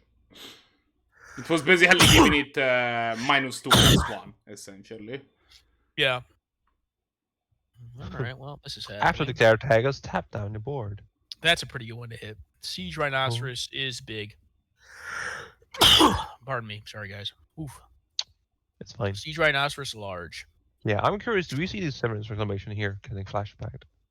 I don't see why you would not. It seems pretty Yeah, free to no. me to get a kitchen finks and a free Yeah, land. like your opponent hasn't really like you've been playing like that. I mean, much it'll get in the past. pierced, but like, who cares? Like, it's like cool. Oh, it's thanks. 5 mana for flashback. Yep, Yeah. God, it's Sure even better is. than I thought it was. it's a really good card. This is a very busted Is matchup. there a card. way to see Nissa flip? Yeah, it's called the internet. Yeah. That's another one where you're pretty excited to see your spell pierce counter something on turn 10, honestly, if you're saying. I actually disagree with you. I think Spell Pierce and Force Spike, I think those cards have a lot of staying power in this format. Well, maybe Now they're generally going to be like counter spell, like they're basically going to be second guesses. Like they're second guess. They like counter your second spell you cast this turn. Is generally what they are. But like I've never people have said like I don't really feel like Pierce is that good. It's a meta call.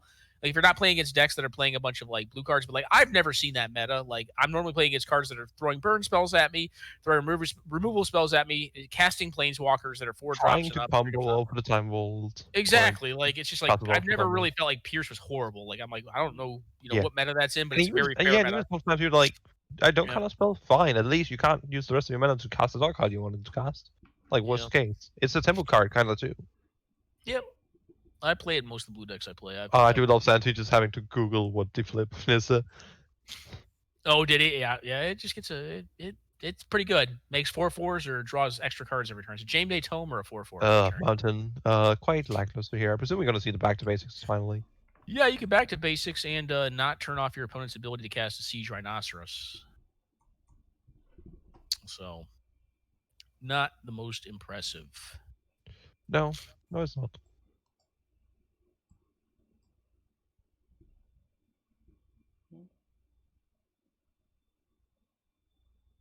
However, can they price a progress them out?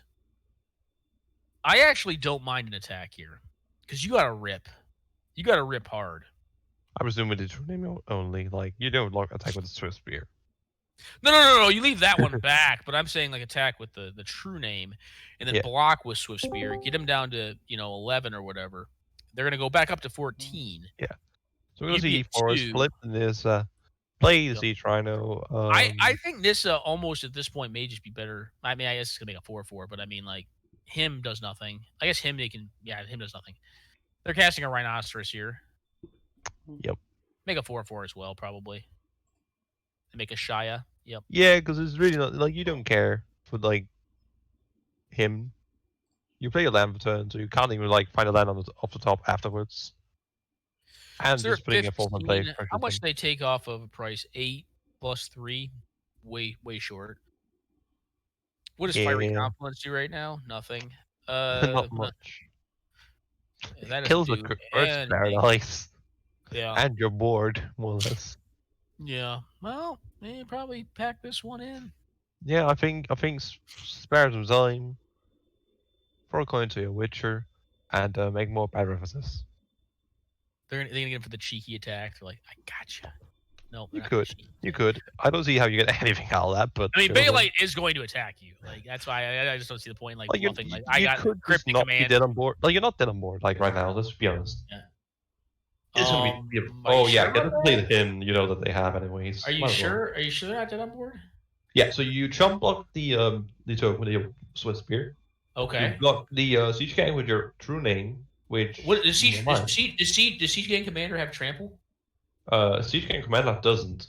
I'm sorry, not Siege Gang. Siege Rhino. It does. Rhino does. I'm sorry. You it's the opposite. You block the siege rhino with the Swiss spear, the true name on the token or the color of your choice, and then block the other with the factory. Did You lose your you award. switch your mic, Goldsmith? Your voice just changed. I did nothing. Voice sounds pretty similar to me. Maybe it's on your end, buddy. I don't know. Well, Yeah. I'm okay, gonna see you're in. Let's say here. Yeah, there you go. Oh, Flunge. yeah, that- Flunge. It's correct to flunge here. You will kill everything but Yeah, the I'm with you. Like this is lethal on board. They don't activate the factory, which kind of kills the factory. Yeah. Either way, due to the back to basics, and it kills the Swiss spear. No, yeah, you're gonna. Oh, they're gonna kill that. Yeah, that makes sense to kill it, but So they go down to 1. yeah. Correction. They'll go down to 2 because the siege. No, they'll take 1 from the tribal damage. They don't activate it. Why? Oh, they're not going to activate it. Well, they don't damage the true name. Well, no, I'm saying like the whatever. I'm saying you can Wait, tap no. you can I tap mean, your no. own Mistress Factory to make it a 3/3. Yeah. In defense, which is what I was planning, expecting them to do, but well, there's a bolt that does utterly nothing. Cast your own bolt and target the true name. No chain lightning, but yeah. Okay, Yep. oh, sorry. Yep. Great man's pointing out. Well, they're gonna make sure they do it again. Like, all right, get to double off the value. Yeah. Yes, twice. I saw a much more aggressive look at Bailite's deck there. When it draws 9 points in the first 5 Yeah, card, who knew? Points. it's That's for reason. they're pretty powerful. Being fair though, it wasn't very low resources. It was really just a weird vintage deck at that point. Let's be honest. Yeah, very weird one. But yeah, it's kind of interesting to see because I mean, like I feel like generally speaking, like the blue-red deck, could have found a line there, but I don't know. I have to go relook the game. Oh, the stream's going down. There we go. So I'll be curious to see like how the second one goes. Hopefully, some more like proportionate draws, right? I mean, seeing a 9-point hand run someone over is well. Yeah, it's something that you. It's a thing you get in the format, right? It's a thing you get in the format, and if that's something you like or think is sweet, it's very powerful, right? But it can tend to lead to some more lopsided effects. Yeah, they're gonna just tell us. It seems like a solid time. Yeah, time. I think is what it is. It's like they can definitely finish the game in 9 minutes, but like the second game is likely. Yeah, if they win in 9, I mean, like they're down to like 2 or 3 probably with that timing. I'm gonna jump out real quick to do some things on my end, guys. I'll be right back. Okay. Absolutely. you got it.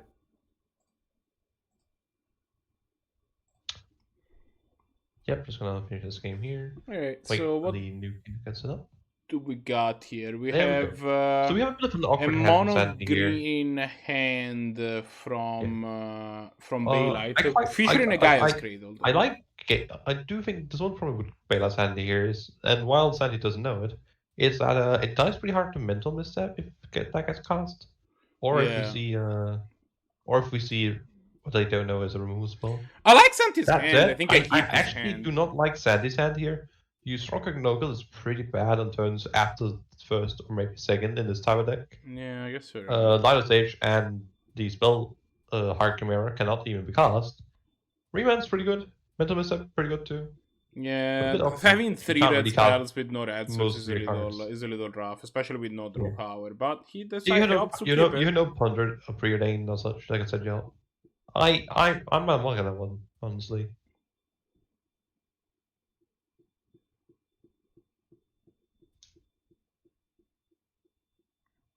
I'm curious if we're gonna see the instance misstep here. If the bats get mental misstep, Bailite's in a lot of trouble. Yeah, absolutely. Especially not drawing a silver library. No, not Bailite did not intend to hit his hand. Actually, he misclicked. Unfortunate. No, that was Zannty. Yes. Sorry, Zannty. It did not intend to hit his hand. Well, Bailite's in trouble though here. This Cradle doesn't make any mana, which means his Nature Lord. As strange as it seems, this is actually an incredible keep, just because you had the mental misstep. Yeah, I mean, if Bailite throws any land, now this hand becomes good. Right? And I would just naturally draw the red souls, because I'm God. It's a rush between Bailite. Like, Bailite has more lands in his deck than Zannty has red sources. So... I also have more lands in... What? Yeah, I suppose. Like, the thing is that Bailite gets to do this first, is my point. Oh yeah, like, Bailite isn't too unlikely to hit... Well, they didn't it? Bailite kind of showing his hand here, right? Because these... Yeah, but like, even if they hit, like, if they don't hit, like... No, you're supposed to play the Gaia's Cradle, but I'm saying that, like... Yeah, but, like, that's what I'm trying to say, like... Yeah. I like...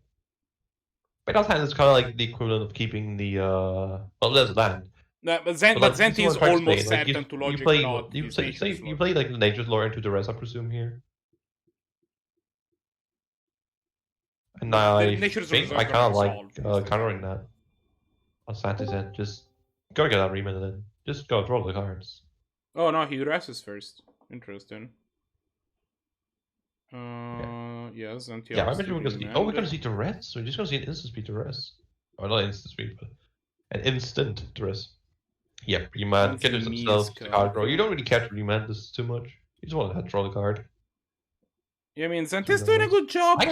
I expect Nature's Lore into like a green-black source here, because you can't get non-basic wars with Nature's Lore. Yeah, you can find the bio. Yeah, more counter spells, more disruption. Remember, that's actually the not problem that is bad that he here. still has no pressure. Like, yeah, if you really want to, you could cycle those calculation there. Oh, that's interesting. No, seriously, you're not gonna see my hand. Oh, but that means that this Nature's Lore is now alive. And, yeah. I think at that point this game is... Presumably. Maybe you go for the library, actually. You do that. So, considering how much they're trying to protect your hand, I still like playing Nature's Lore here, gotta be honest here. But I can see playing still the library. So the Nature's Lore is gonna shuffle away your It's a slow game. I The don't know library can definitely draw a lot of cards this game. Hey, back. Hello. The thing is that... Library's 100% the right play here. Yeah, I mean, yeah. The other thing is that the Nature's Lore is gonna shuffle away your duress, which I think is a card you're pretty excited to have at some point against this opponent. Yeah, there's no red souls for Zannty. Just accidentally kept a Linker right hand here. They even admitted it. The biggest reason you put Sylvan down before the mana ramp is this game specifically. Your OP's on a 2-color deck. It's blue-red tempo. They are obviously sitting on all counter spells because they kept the hand, even though they've said post-hoc, like, I didn't mean to keep this, but they did, right? It happened at this point. They're on all counters, right? So, like, you sit here and you take 8, draw a bazillion cards. I mean, maybe just take 4 here. But I'm at least taking 4 off that, personally. And I believe they did, right? Yeah. So, you just rip the cards out. The ramp can come later. The man is good here. Like, you wouldn't just play Sylvan and just saw, like, a bunch of cards. Do you still care to try and condense the rest, or do you just cycle with the miscalc gear? No, I probably let it happen. You probably cycle with miscalc in response. I don't think I cycle miscalc in response. Fair enough. Doesn't get taken. So that it wouldn't get taken either. You take the logic not there because you can play around miscalc. Absolutely. They're gonna cycle it anyways, EOT.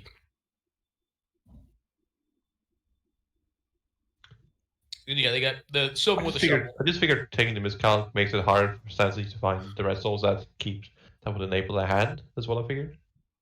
Yeah. You have library. You can play for all those kind of spells. Is what I was thinking personally. Good. Yeah, I think Logic Knot has much more long-term equity, and like right now, like you have the card engine, they don't. They have no pressure.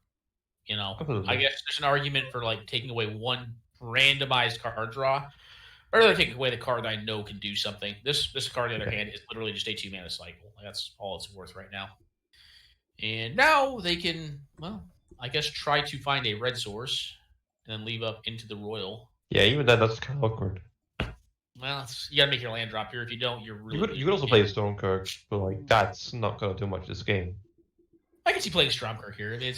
You're right, it's not, but I mean, you can use it into the Royal with value. Yeah, he whiffed on the red source anyway. Dilling Clink. Yeah, they didn't see a land. They didn't see a land. That's what it was. Or they saw only an island or something like that. I would have taken the island. Yeah. All right, well. So we're going to have a short one here. Could seem so, yeah. Yeah.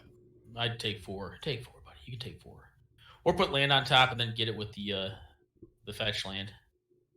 Off your... Are we going to tutor before? Interesting. I guess so. Yeah, I would have left land on top and kept one of the spells, and then put the Courser into play and started. Yeah, cool. I think could you? Yeah, you could have played that. I think I would have loved to play the Tidal Scholar into the Courser personally. Sure, you can do that too. Oh, we're gonna get greedy. We're gonna start Tidal Dragon here as well. Yeah. Or seems like it. Oh yeah, you can't get mana currently. I mean, this one's over. Yeah. Tempo's not coming back from this. But not a chance. Nope. Too much mana, too many cards.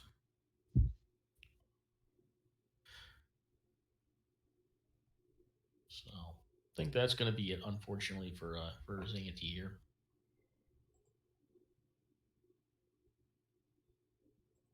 Yeah.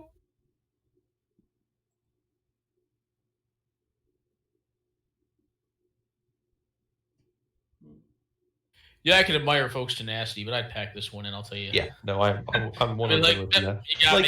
They have so much value, yeah, and you just don't have the speed without the mountain here to properly pressure.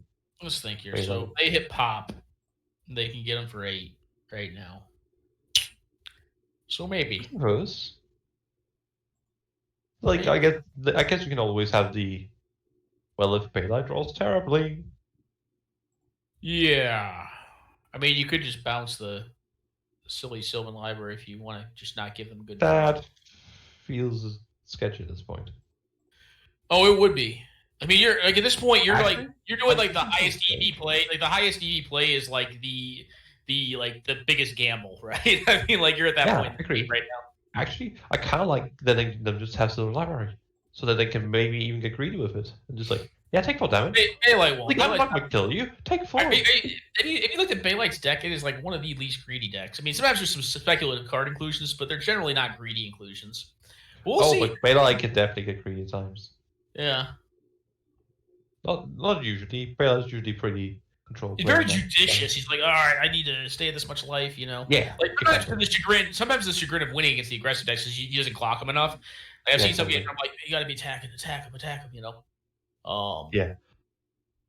He's usually very good at not going too far, but he's usually bad at going far enough. That's my point. Sometimes I think he's a little too passive with it, which I mean I think I don't know if you call it greedy. You probably just call it conservative. Yeah, conservative, overly conservative at times. But that's also his advantage. Sometimes he realizes this one way I can play around the price of progress without sacrificing too much. Stuff like that. Yeah. Instead of just going, well, this is the most optimal play in most cases. Yeah. Well, I don't know what he'll choose to do at this point. I think at this point, Bailite could just take random game actions and probably win, as long as he was taking game actions. Yeah, sounds about right. Yeah. Decision, take the click, put up one that has literally no castable cards in hand. Most of which aren't actually that great right now. Play a couple of racks, call it a day. Draws a mountain into a price of progress. All right, mountain, bueno. Your opponent burns both their discard spells. You hit a price of progress off the top, flipping your Delver to knock them down to 10. And on the following turn, you hit the red. How do you flip your Delver with a mountain? No, you pop price of progress has to be first. So your opponent burns off both their discard. This is your hope. Your opponent burns off both their discard spells right here. Flips off Delver, price of progress, hits mountain the next turn, and cranks them for 6 plus the 8. That's the only way I can conceive of this game getting won right now from this position. I just don't think they have the damage cap in hand. Actually, I know they don't. What are they casting? Who knows? Something. Random No. game actions. Probably she has heads. Probably. I just figured. Oh, they're going to tune or something here. Yeah, I can Siege Rhino. It's not a bad one to get. It puts them Siege way out of range of or it could be like CMC. Thragtusk even or Kitchen Things. Oh, so they can't. I think things is likely here. I think you're right on that one. Oh, is it 3? Okay. Yeah, I thought. Yeah, I think it's 8 equals 3. Quality is getting a bit blurry, at least in my end. I think I should just change. Yeah, same on my end. No, I think that might just be the source, actually. Okay, well, another land. This thing will flip next turn.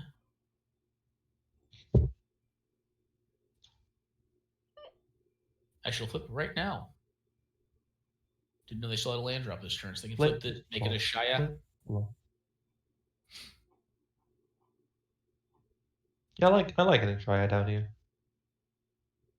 I do too, but sometimes like you said, to be a little more conservative. Bailite, in a way, they could cast that spell. Yeah, like this is what we're saying. Like Bailite is the type of person who's like, fuck it, I have time. Yep. And they Which, like we mentioned, like the way you lose this game is price of progress. And you know how you use price of progress? You just give your opponent as much time as they need to fight it. Is that price? No, but that's a card. It's price-ish. So you attack face here. You have to go face, and then like you need to hit your Mountain land. Your filter. Yeah. Oh yeah, that too. Mountain can also allow you to cast your like side of the stage, help you find some more lands. True. Or just ionize and actually set up to kill. There's 4 more life. That is the night. Yeah, they can blow up the board though. They can blow up. Oh hey, screens on the scene again. Yeah, that's pretty back good. Again, Whips of Life game. And my guess would be this time we're just gonna get something big and dumb like a tusk. Are we seeing closer? Yep, we're seeing closer here, I think. Yep, play the land, get some value. Sure. Are we gonna see the Silent Strike as well? We are gonna see Silent Strike, it seems. Yep. And I imagine we are either gonna see the G Screen Zone or the Knight here, because you know the hand. Take your fetch first. See what you have on top, and see if you want to show. Yeah, they have the confluence. I kind of don't hate killing the duration here. The what? I kind of like that. I kind of like killing that duration here. Yeah, you can do that. And then cracking like a clue. I think you have the mana for that. You get 3 for 5 mana. Yeah, that adds up. Crack a clue with the additional trail mana. Depends on what force. Yeah, if you have questing beast, you could also try to race, but I mean, like that seems kind of a little bit foolhardy. You don't really care about that. You're taking the damage off of it. All right. Yeah, I don't think they had a black-white source. I think they wanted to get white mana. Not because they needed it per se, but I think because they only had one other white source at the moment. Well, at this point, yeah, the draw is definitely like filter land, fiery confluence. Board wiped for a portion of the board. You 2/2/2 and then like hit the price off the top. Kitchen Things next. Siege Rhinos on board.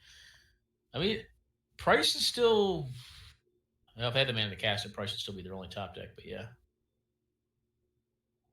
But Bailite is doing some work on his own life total there with the duel, and then like just having duels in play. Yeah, it's just looking like even the best draws. It just feels like it's just a smidge off right now.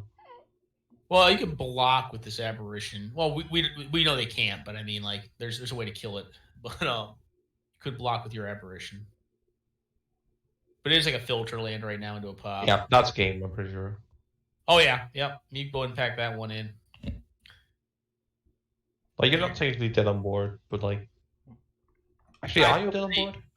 I feel pretty comfortable assuming 8, 12. Yeah, that's lethal with the clues as well. That's like to come back. Unfortunate, but yeah. One of the issues that the 2-color decks can run into. Got to mulligan pretty aggressively to make sure your mana. There's the first mountain. Yeah, I think that's the last game for this round. It seems. Yep. Was. The 5th game. Are we doing one more round? Yes, we have a nice final coming up. We're gonna see Bailite versus WolfgangCloud. Sweet. All right. Well, I may need to leave you guys. Actually, I got some stuff I got to do on this end. I apologize for having to go a little bit early, but I gotta unfortunately skedaddle. Yeah, no problem. We started a little later than I wanted anyway. I apologize for that. No big deal. I'll be happy to have this luck, or whoever has the bike can get into the booth if they have a mic. That's also an option. As soon as I manage to actually figure out what I'm doing. Sorry, my brain just went everywhere. Right, put in the result per post round 3. Bailite 2-0. There you go. Per round 4. Got him. Round 4. Fight. Take a snapshot. Done.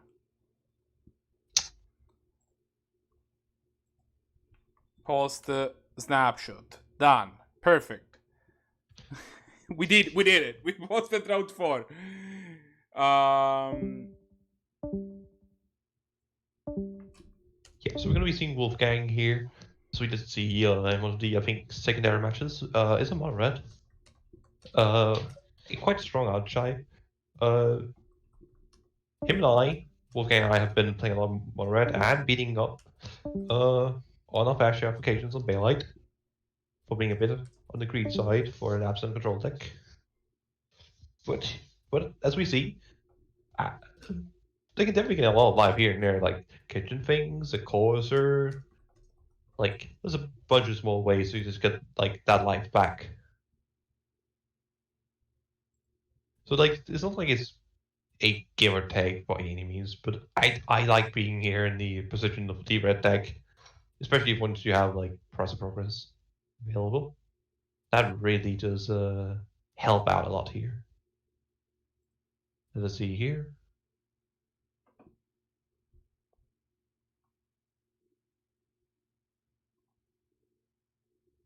I think we're just getting the game set up here, slowly but surely. I'm not sure if it's just mine. Can chat people tell me if the stream's being a bit slow? Is it just me?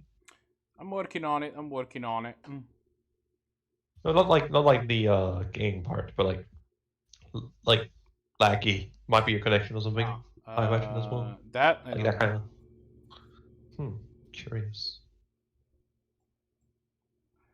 Alright, so the mono-red deck has a hand with 1 land, which is a little disconcerting, but they do have a 1-drop, they do have a singular 1-drop is not what you want when you have one lander. You want more spells to be able to cast. Especially against like Bailite, like they're not a deck you can be quote unquote slow against. Usually you don't want to be slow as mono-red no matter what, but like especially like in this case, you really do not want, because if they get going, you just don't do shite. Yeah, I like this much better. Yeah, brain on the button makes sense. Yeah, they missed the multi 5s. No, not too interesting either, but it does kill the birds and such and the beasts. Oh, this is mulligan to 5. Yeah, that makes sense. Just keep the curve, keep the aggro. Sure. But I think it was the best hand that they saw, but multi 5. You're not only gonna have it. You might just have a 2-card hander here, a 3-card hander here. Sorry. I imagine you discard. You definitely do not discard any of the lands. I think you discard the Ash Sellers and something else. I actually kinda don't hate discarding nothing, but I kinda like keeping the Ravager in a way, because that's one guy that can bring you back into this game. Stromkirk can definitely also do that. Bit slow, but it can definitely bring you back into the game. I don't like Ash Sellers at all. I like discarding Ash Sellers. That card's just mediocre in this matchup. What do you think of that said, it's easy for your opponent to just play a creature that can block the Stromkirk. What do you think of Gerard's Verdict as a card as a whole, in general? I actually quite like it. It's much like any discard spell. It's first of all, let's start with a simple thing. It's Mind Rod at 2 mana. That's definitely not half bad. So are you on the plan of? Also has the classical problem of just being a Mind Rod. If I'm playing cool like thing about the Verdict is that you can, even in like these kind of decks, and I've actually seen Bailite do this before. Yeah. You can target yourself. It is targeted spell. So even if your opponent's sitting mono red, no cost in hand, and you're getting beat down, and you're just with a slow hand. You can cast Gerard's Verdict, target yourself, discard a land or two. Yeah, we've seen Bailite do that a couple times. Are you on the plan that like if you're playing white black and you're a midrange deck, you just put Gerard's Verdict in the deck, or do you think? I don't think it's a given. I don't think it's a given necessarily. I think it's a meta call. I think you want to be playing it if you expect to see a lot of like. I still don't love it against Aggro necessarily. What here? It worked here, yes. Do you like that card more or less than Castigate? Then which one? Castigate. Yeah, Gerard's Castigate. Yeah, I like this one better. I think like there's a reason why we don't see a lot of D2 mana take anything already. Well, I mean, you usually run thought erasure, right? In blue black decks, especially control decks. Yeah, you run thought erasure because that one scries or surveil, and that's such a big difference. I mean, Castigate does exile. Yeah, like we've seen a similar Castigate actually recently for one on the black. Does cost you 1 life, but it can exile a card from a gray as well. Yeah. And that card doesn't use a ton of play for reasons. Like I said. And notably, it's not. I mean, I think the surveil just means that even if you draw it off the top of your deck, which is the biggest problem, once again, yes, Agonizing Remorse, that's the one. Yeah. If you draw like the surveil discard spell, whose name I suddenly have forgotten. Thought Erasure. Thought Erasure. Like, at least it helps you find another card, so it does something when you're playing this non-cast. I mean, generally speaking, I have liked these two mana discard spells as a whole, like in my slower decks, but yeah, this is what I'm saying. This is why I didn't like keeping the Strong Card Noble in hand. I feel like it just has these kind of games. Like, you're already fudged at this point. Yeah. Only getting to 5, getting hit with Gerard's Verdict.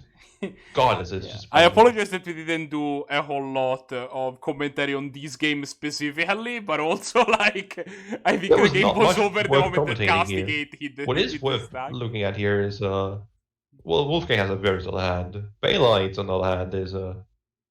Yeah, if Bailite keeps throwing this box, he's kind of doing. Like, you have a lot of green cards, and you just don't have a green mana. You're just relying on this. But you do get to get down these charming. Oh, actually, no, like Charming Prince on the top. I think Charming Prince is what we're going to see here. That's right too.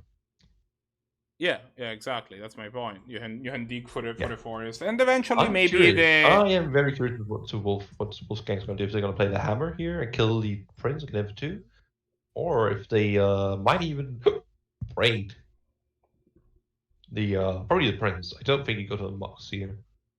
You don't expect them to be. God, I have a hiccup. I don't think you expect them to be land low. So I don't like going for the Mox Jet here. So I think I like, if anything, just killing the prince. You could, if you draw a land, I could also see the play of, carry set is interesting. Because, like, there's also an argument to just, if you had a land here, and then you land a third land, just holding up Incinerate, killing perhaps the only blocker, and then just slamming a Scatclan, and getting in for 2, and just triggering it from down. Yeah, found the green source. We're going to see probably a green source here, probably into Nissa, I imagine. I would see Knight of the Reliquary. I guess Knight of the Reliquary is still... Oh, actually, the best argument about Knight is that you can set up to be a 4/4, which means you can cast Yenne's expertise, the other lord, and then slap the Nissa down post-haste. Actually, you win on the Knight. Retrospect, but the downside of that is that the Knight does quite easily just get killed with a. Yeah, I think you want to wait on the Knight until it's out of bolt range. I agree with Bailite's play here. It's definitely a bit more of a risky play.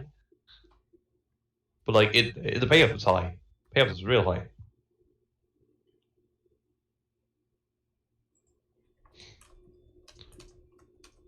Yeah, you just keep your 2 creeps back. You can kill the Karisev here if she attacks. You can trade with the Golem if that's the only thing attacking. You can realize that you can't see Wolfgang's hand.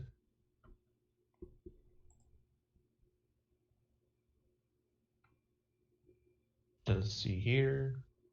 Did he draw the mountain, or is he just going to cause a move spell here? So imagine you would kill this and this if anything. Yeah, we're gonna see the land. So they did have a 1/3 drop and a couple of 2-mana burn spells mostly. So that does make this a bit of an awkward turn actually. Yeah, we're just gonna see that. Oh, interesting that Brave choice. I have no clue why we wouldn't kill this here. Unless they're afraid of, like, I guess you could argue for. No, I don't even think that's the case. Like, it doesn't end up mattering here. But I'm curious as to why they make that discard choice of some all. Because like, if you're playing around something like what's it called, Sevene's Reclamation. Well, they could just get the Charming Prince, blink in this and get even more value out that way. Arguably, like, so that's more flexible. Like, I'm not sure what the Charming Prince skill gets that the Nissa skill doesn't get. Playing around Caracas? No, that's not even what you're doing. Bit curious there. I kind of like playing expertise here, and just slamming the Armsor afterwards. Because then you can just attack again from 1 here still. And then next turn you should have the mana. You also even have played. Nah, that's where you just spell an Armsor. I suppose you can play the Armsor and the Death Rush Hammer this way. Which is one advantage. Does allow you to play the sword and equip next turn if you want to. Which is definitely a big thing in this matchup. Landing a sword is incredibly scary. But we're just gonna see a pass and not play a Deathrite Shaman. That I do not like. You played the free drop here, my friend. You should be going out then. You have a sword. You're just gonna win the game with the sword in late game. Please just cast your spells. Don't give the red deck time to just deal your damage. That might just be your demise. I presume we're gonna see a volcanic hammer at some point here. I wouldn't be surprised. Could also see Wolfgang just keep their burn spells and just go for the things. That would be most likely, yeah, we're gonna see the Hammer-Saw. It's gonna mean that the Karaseb is likely gonna be able to keep being down. Keep the I believe it's an Incinerate window in hand, and I can't remember if you know. I believe he knows Scaptan as well still. Likely hoping to kill a end of turn creature, a next turn creature with the Incinerate here, and then getting with both creatures next turn. It's a hope from Wolfgang, I presume. I'm still not liking that Black Deathrite channel play, because what are you planning on doing next turn? Are you planning on casting Kenny's expertise? Why didn't you do it the prior turn then? Because were you hoping to get even more creatures just stalling, maybe? Hoping your opponent plays more threats? Definitely an option. Just feels too greedy when you're already going to win the game with a Sword of Fire and Ice in the couple falling turns, likely.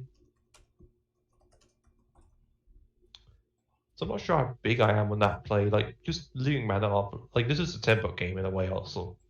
Like, every turn you're, like, not using your mana optimally is not necessarily incorrect, but it's definitely worth reconsidering. Because, like, the red deck wants to be effective. That's what it does. It wants to play the most burn it can for its value. Sometimes it does really just play the card that's 1 mana is more expensive and deals 1 more damage, but often you're going to see it. I'm not sure. Is Wolfgang thinking trying to get some setup? Yeah, they're trying to get the hand set up. That's why we're waiting. Yeah, we had some handgun problems. It should be fixed now. Absolutely. Lingering Souls, that's a pretty big deal here. I still don't see why we haven't seen this expertise yet. Like, this is what the expertise does. It kills a creature or two, and then it gives you one of your many powerful free trips following up. What are we going to see here? We're going to see Lingering Souls. We're going to see Knight here. That is going to be punishing, most likely. Especially like Death Strike, I'm not going to be able to block the creature. If you're the mono-red player, yeah, we're going to see the Incinerate here on the Knight, exactly. Yeah, you're pretty excited that you got I don't like this play. You haven't seen if they drew a land this turn. I'd probably assume they drew the Death Right this turn, considering they didn't play the last turn. Ooh, lost Amara, pretty bad here. You can get in here. You force them to possibly block. They probably don't. But, like, it's not worth saving 2 damage here and the round trigger. You just take the 5. go to 10. Yeah. You have to risk it. This is what I mean. Like, yeah, you're set up for you have expertise here, but now you're just taking even more damage. I mean, it's with this lingering souls in hand, there is an argument to at least consider blocking, because like then this Scab clan, like the Scab clan's a problem, right? Like if you're playing the enhanced expertise next turn anyways, just jump over the Scab. Oh and take 2 less and actually fall less because you don't get triggered by the yeah, exactly. Yeah, I think you're going to see the enhanced expertise into the likely the lingering souls next turn, because you don't want to be playing a sword first, usually. You want to have the sword when you have a ready play already. Yep. Oh, that is very interesting. We do see the Diabolic, Tainted Pact. But we also saw that in the previous game, Bailite was on double forest.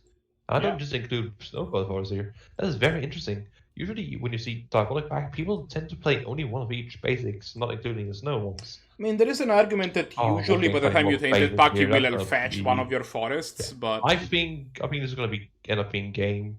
Probably going to see a sword and hierarch or a Tainted Pact into something specific. No, we're going to see sword hierarch here. Get in 2. Oh, the score on screen was wrong. Bailite's up a game. Yeah. I had the wolf up a game. It's just incorrect. But yeah, this one's gonna be over in short order. Yeah. It's looking like this is just Bailite's game. I mean, the sword that has protection from just the entire deck, and wolf is flooded like a man. I do think Bailite was a bit too scared of playing that expertise, especially as soon as he has this sword, he probably just wants to, more lands. Best land you could probably draw right there, more or less, outside of maybe like creature land. But even that, like, if you don't have an answer to the sword now, like, you're already playing a Braid. Wasteland is... Wasteland doesn't really do much. It's actually just a colorless land right now. You don't care to kill the chasm. I just play the Wasteland here and use that to activate instead. Keep up some more color mana for what that's worth. I guess you can try and draw into a land with high. Don't attack with both tokens, by the way, because you have Exalt. Good job. Yeah, just gonna get in for 6 here with the trigger, draw a card, see what you hit. Maybe you take the pack, maybe you don't. Who knows? Let's see. We could also just send the pack Lingering Souls. They have the mana for that. No, they don't actually, because they don't have double black. Which is the way that's tapped. So they can't actually do that. They do funny kitchen things. I do like playing kitchen things here. I just keep it away, stand up in case that's relevant for some reason. Who knows? Yeah. You're not even close to dead to a price. You only take not even half your life total. You have not quite lethal on board. Line Strike, yeah, that does nothing here. I'm not seeing a way Wolfgang comes into this game again. Like, that was the one draw they had to maybe find, like, Fiery Confluence and clear the board. I guess they could next turn if they don't die somehow. But how much damage do we have on board? We have 1, 2, 3, 4, 5, 6, 7, 8, 9. And then trying to taint the pact maybe into a lethal spell prior to attacking. Seems kind of good here. And then are we gonna go straight to combat? We're gonna go straight to combat. Like you can't guarantee that you're gonna hit the siege siege Rhino here, because as we mentioned, you're playing double forest. Actually, no, you have a wonderful forest already. I guess if you fetch the forest each time, you know if one's gonna be live. That's one argument for playing these things in the forest. Yeah, we're gonna see this here. Kitchen things getting popped here, save 3 life from Wolfgang. They're probably hoping to find that Fiery Confluence, clear the board. That makes sense. That's the only way back in this game. Solidify Nice, such a beating this matchup. Protection from basically all your cards, drawing cards, making creatures bigger, killing your smaller dudes. Just such a incredible house. I'm going to see Saint Pact. We're going to see Saint Pact here. Wait, maybe not. I'm going to see. Oh, we're going to see Saint Pact still. Just using the little set. Interesting choice. Not wants to keep more black mana open. Makes sense. Cabal. Yeah, Cabal's definitely not bad.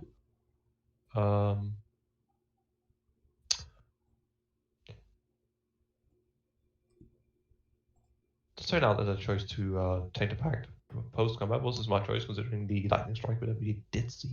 Not awesome flying card, but that's not really what you need right now. You just need something that just ends this game. Him to Torque, not that interesting. Like, they've just been playing lands. Green's unseen. If that's definitely a magic card, that'll try and end the game. You can need it for 4, you can get your Siege Rhino, put them to free, probably. Yeah, and that's going to be a scoop here. Bailite just gets so much ahead. That wasn't the price top, actually. Way too late, too many lands thrown. Just didn't have time to get there. Even like with how late Sword came down and actually into play.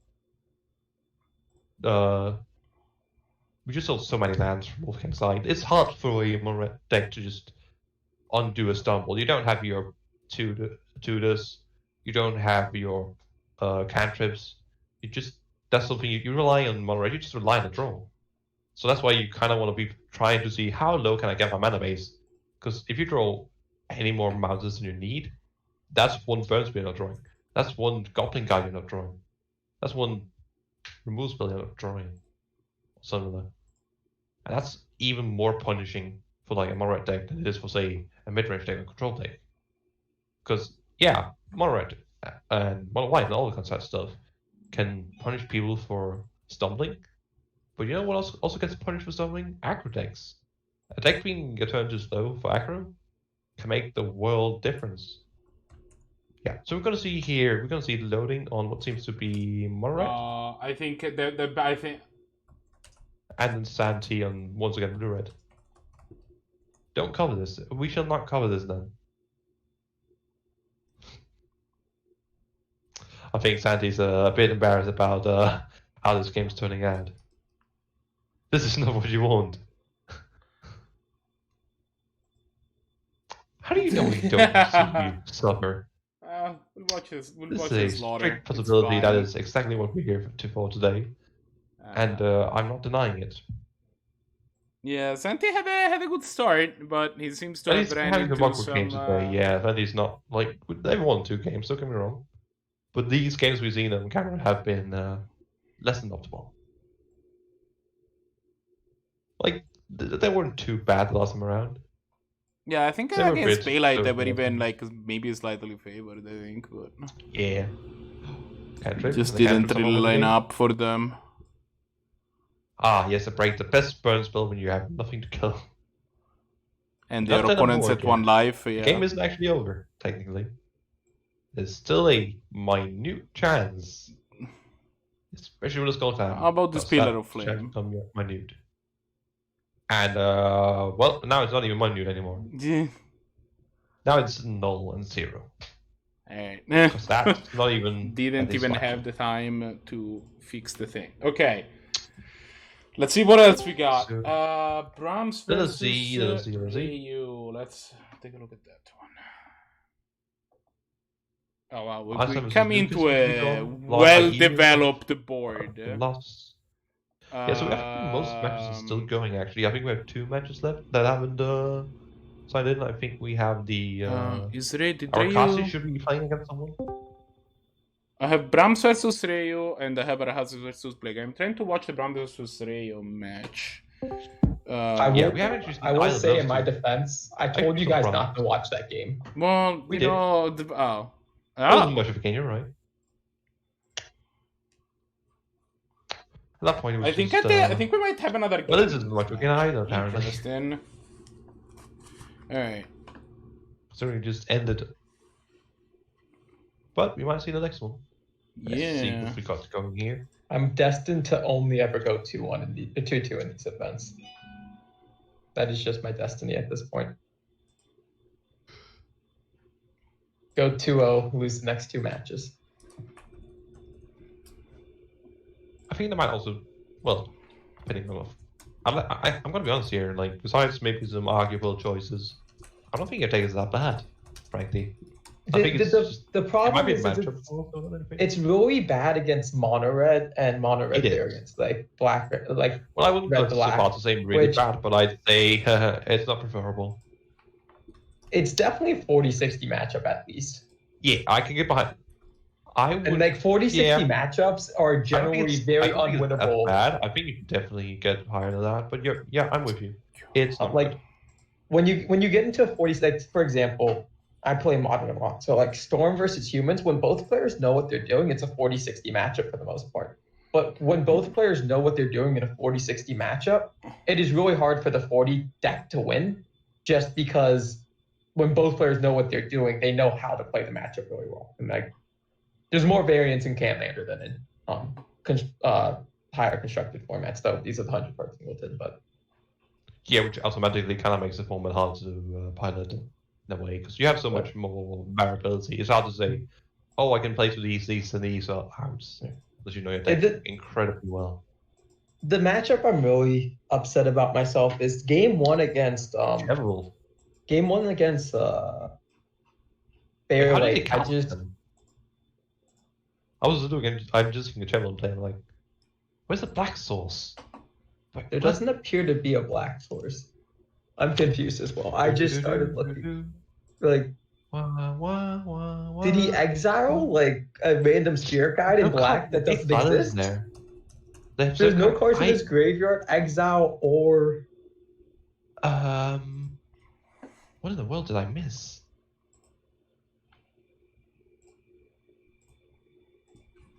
I'm straight up certain Reiyu is Can you open chat log, or not chat log, Marco, but the game log? Yeah, one second. Can we get the play-by-play recording that actually does happen for every single match?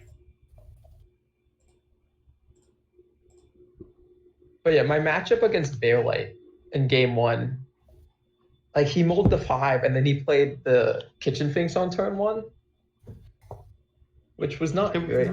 We were rather curious as to why you didn't choose to abrade his mox there. Abrade his mox where? Because I abraded. He took your mana leak with his discard spell. Yes. Quick decision. Then you didn't abrade the mox. I wanted to get the threat in Fairy Vandal down, and he has all of his colors. Like abrading him off of. Oh, he didn't green at that point, but he didn't have green. Once he played the green mox, I abraded the green mox as soon as I could. No, I mean prior to the green mox, like on the turn of victory. Yeah, but he like abrading one of his moxes didn't turn him off any colors, and any land that he draws just brings him back up to the same place he's at. But the opponent is in a situation where they have to draw lands and cards, because clearly they weren't casting anything but Inquisition, it seemed. If it maybe a remove spell. Yeah. Fair enough. I still don't know where this black source is. On the flip. I looked at the game. I look at the game. I heard and they still can't figure it out. It was green. He played Twilight Mind. Oh, he got green Sunseed. Right. Yes, I did see that actually. Yeah, good point. Green Sunseed. So there wasn't. Chevel is not the kind of card. Oh, like, it was a green Sunseed. Okay. 2 in my deck. What am I getting? Yes, Chevel. Yeah, it's not the card that I would be getting in most cases, but that's pretty also because in most cases, and I think all cases, I'm not thinking, what am I putting in my deck? Oh, right, Chevel. I don't understand this Discord bug that things just disappear. Like, wait, I think it's related to MPO because I haven't seen it anywhere else. It's not a Discord bug. It's a Windows bug that broke Discord. Huh. It's a non-active window bug that happens with Windows right now. No, it's just any program. It will happen with anything. Yeah. So the way I get around it is you just instead of sharing a single application, just share your whole screen. Because that will only share what your screen sees, so that your screen will be up and won't be able to see it. But they'll know all the porn I'm looking at in the background. Just put it. You just minimize the window, Cosmic. Do that beforehand. Just hold on for about 20 minutes. God, so childish. I mean, so going back to your question though about why not I didn't just abrade the mox. I didn't feel like it did enough. I was thinking about doing it the turn after, but on the turn that I played the Fairy Vandal, I just wanted to get the pressure on the board. Next turn, I could consider doing it, but I didn't think cutting him off of 1 mana because he was still casting spells, right? Like he cast the discard spell, right? So he could have another 3-drop or a 2 in his hand or something. So drawing a land there means that it didn't do anything abrading his mox. once he drew the green Mox, I abraded that because I wanted to keep him off green. Right. That's fair. Like I just didn't feel like it didn't. You were tapped out. You could easily play a 3-drop there either way. But yeah, valid. So getting back to this game, I this is very wasn't interesting. tapped out when he cast Duress, right? Because I cast Fairy Vandal at end turn there. So he cast Duress, and he could still have another 3-drop in hand afterwards. Which means you chose not to mana leak his discard spell, I suppose. Which is fair, but still. Yeah, valid. I don't think that's what you're supposed to focus on right now. We do have the game going. We see a mode to the top. I really like that. That both disables Garrick's tokens and ultimate, more or less, and the creatures on board.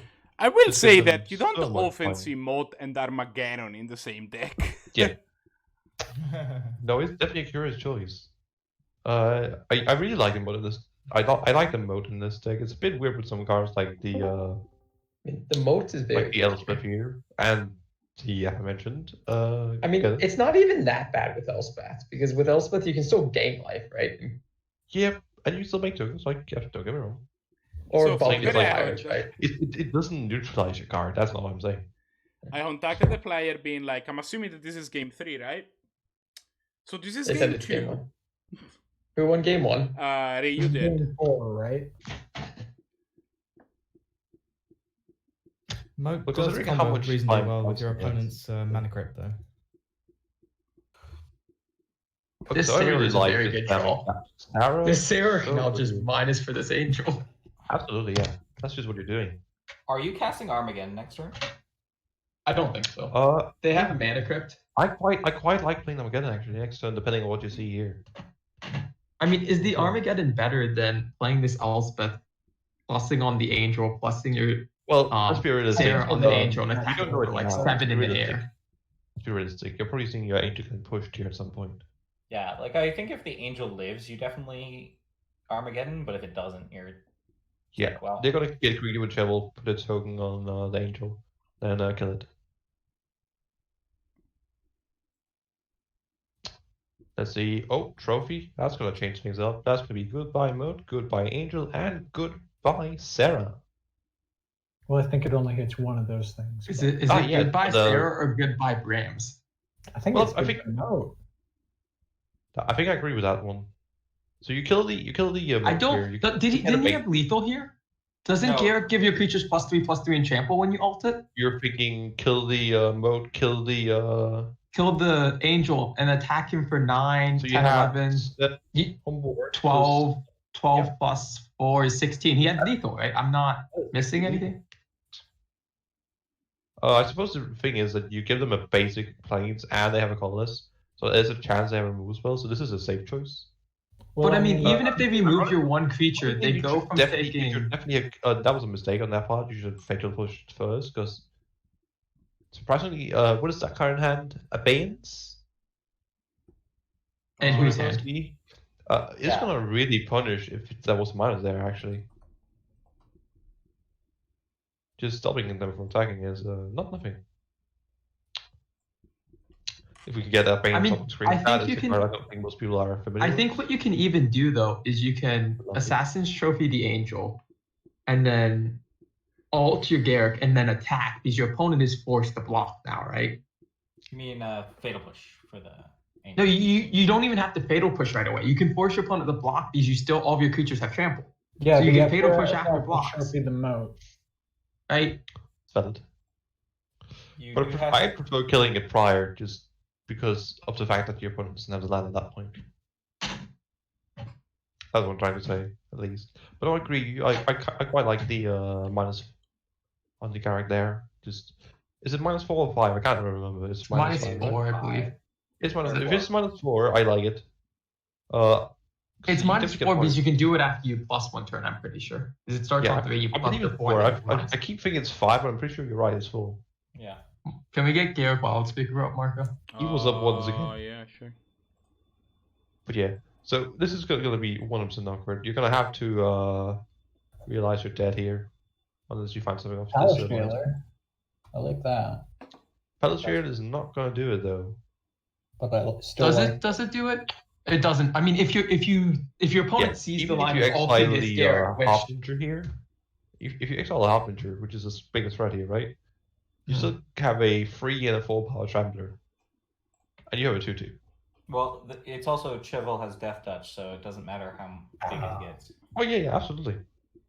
It definitely matters how big it gets, because it does more damage. I mean, he's now dead on board, even without the Garrett ult matter, and it is -4.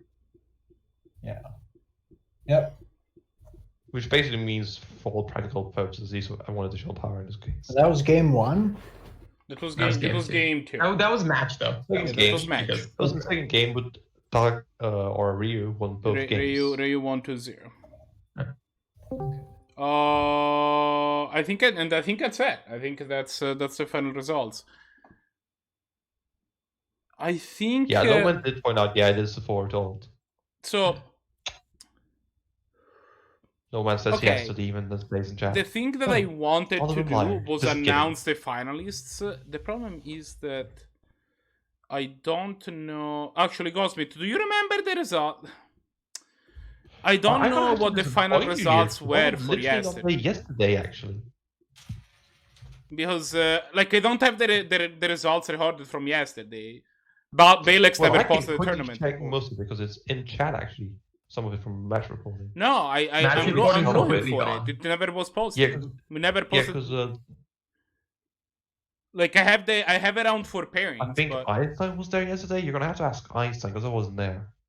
Oh, you were. Or someone else. I think there was supposed to be a.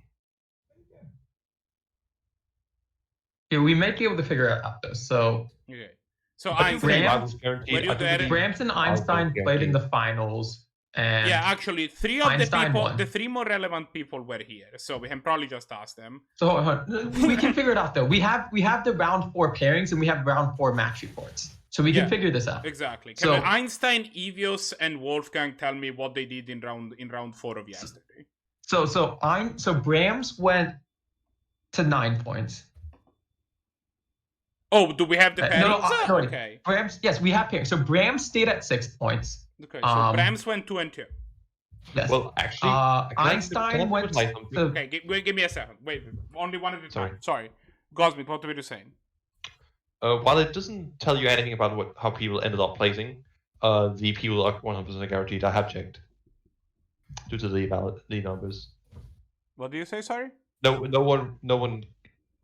The top 5, the only ones who could actually make it into the finals from the Saturday tournament are Einstein, Loading, Wolfgang, and Evios. And 2 of those, Wolfgang and Evios, I believe are already That's qualified. not necessarily true, though, because of the way tiebreakers are currently set up. 6th place might be from Saturday. Yeah. 6th place might make it in on Saturday. Yeah, it depends on if we change that. I'm not sure if that was... Okay, the team, just tell me. Einstein got 12 points. He went 4-0. 4, okay, perfect. Evo's got 9 points. Okay, 3-1. I also got 9 Wolfgang got 9 points. 3-1, perfect, okay.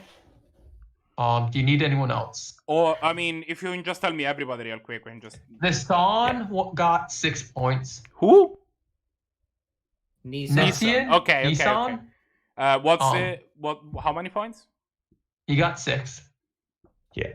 We're not accounting for Jailer got 3 points. Who? Palace Jailer. Got 3 points. That's 1 and 3. What about Wens Marble got 3 points. 1 and 3, okay. The AFK Nacho got 6 points. That's 2 and 2. What about Olive? And Olive MTGO got 3 points. 1, 3. I need Sushiske and Stompy.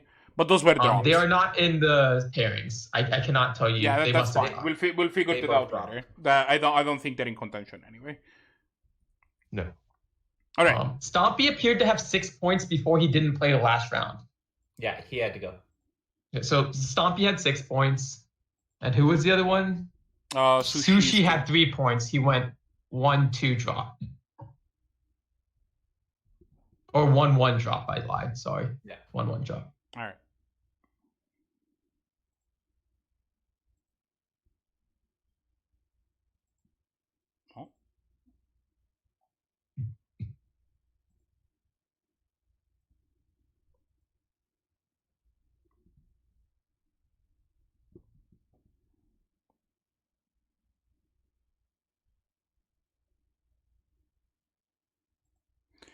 Alright, so. And for reference, the thing you missed was me Green Sun Zeta thing. Yes, we figured it out eventually. Yeah. I figured it out. I'm rewatching it as you're part of we, as far as I know. Your volume is very low, by the way.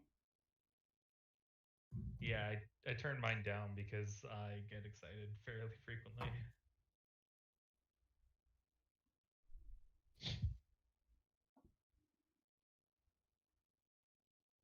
Okay. So let's bring up some results, shall we? Oh, well, I actually need to punch in today's results as well because I haven't yet.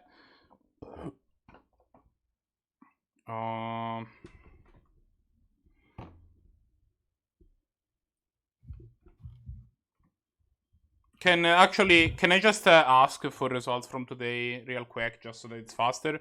What did Evios 31 do? Wait. Okay, so actually, team, did you win? Did you lose 2-0 or 2-0? 2-0 to 1. Zannty? Zannty, are you there? Zannty is AFK at the moment. Yes, I'm here. Sorry, I was muted. I went 0-2.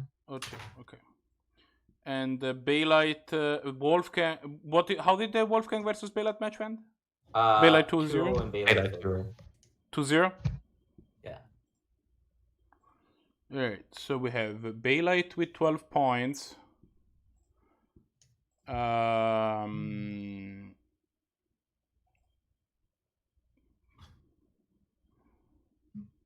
Bailite 4 L, and then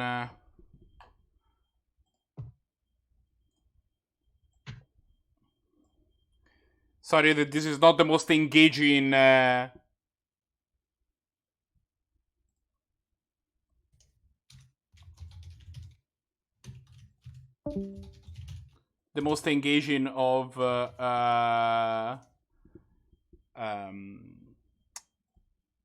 streams, but I kind of want to figure this out. I think it's pretty important. Okay, Evios 2-2.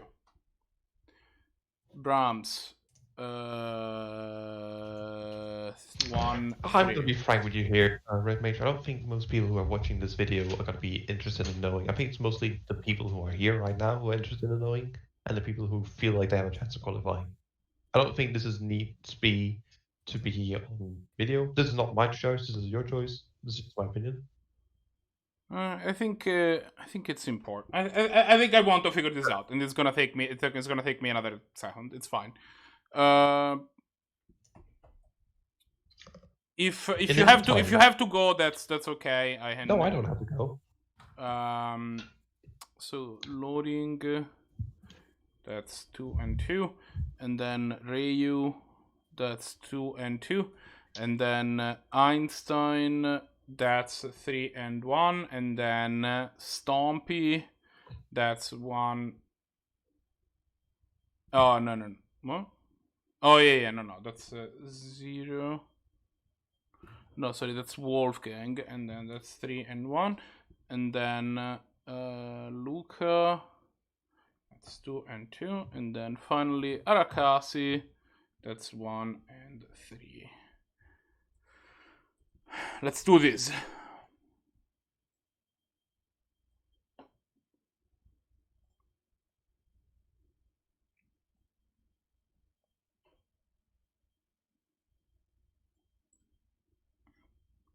Oh, sort range Z to A. Alright, so here is what the matchups look like right now, and here is what the final results look up right now. So this is the final for Saturday.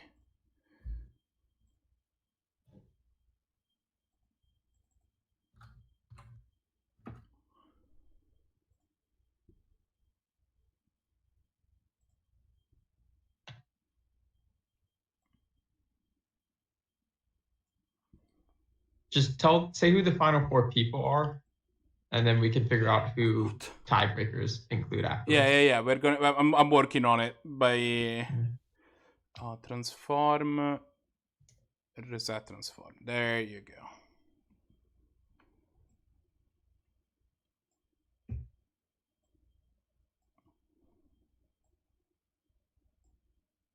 So Evos is or Einstein is in first in the Saturday. So this is Sunday. And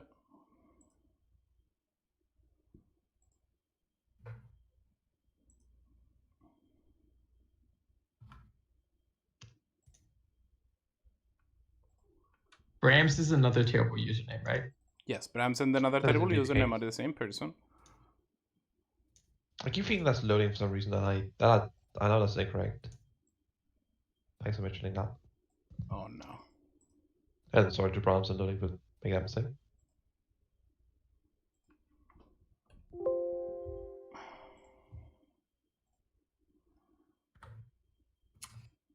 Wolfgang, you went 3-1 on Saturday, right? Yeah. Yesterday. Yeah. Einstein is my my deck that or Einstein is the person I have to beat because Einstein is my deck. Oh. Well, it's like for some reason the Academy deck I just always have such a trouble winning that matchup, and I think it's actually probably a good matchup for me. It's just I can never pull. Well, not for you. Wait, did Evos play yesterday? Yes. How many points did he get yesterday? Well, he's tied for 5th, so that's interesting. Okay, so here are the top two. The top one is for Saturday, and the bottom one is for the top one is for Sunday, and the bottom one is for Saturday. Okay, except the top one is also for Saturday because I'm an idiot. Fixing that real quick. Where? Oh my god, I have so many Chrome windows open. This is a nightmare. Where is the right one? No, you're not the right one. Go away. Okay, perfect. We did it. Okay. All right. So basically, here is what's gonna happen. The top 4 seeds from Saturday are WolfgangCloud, Arakasi, Evios, and Blahguy.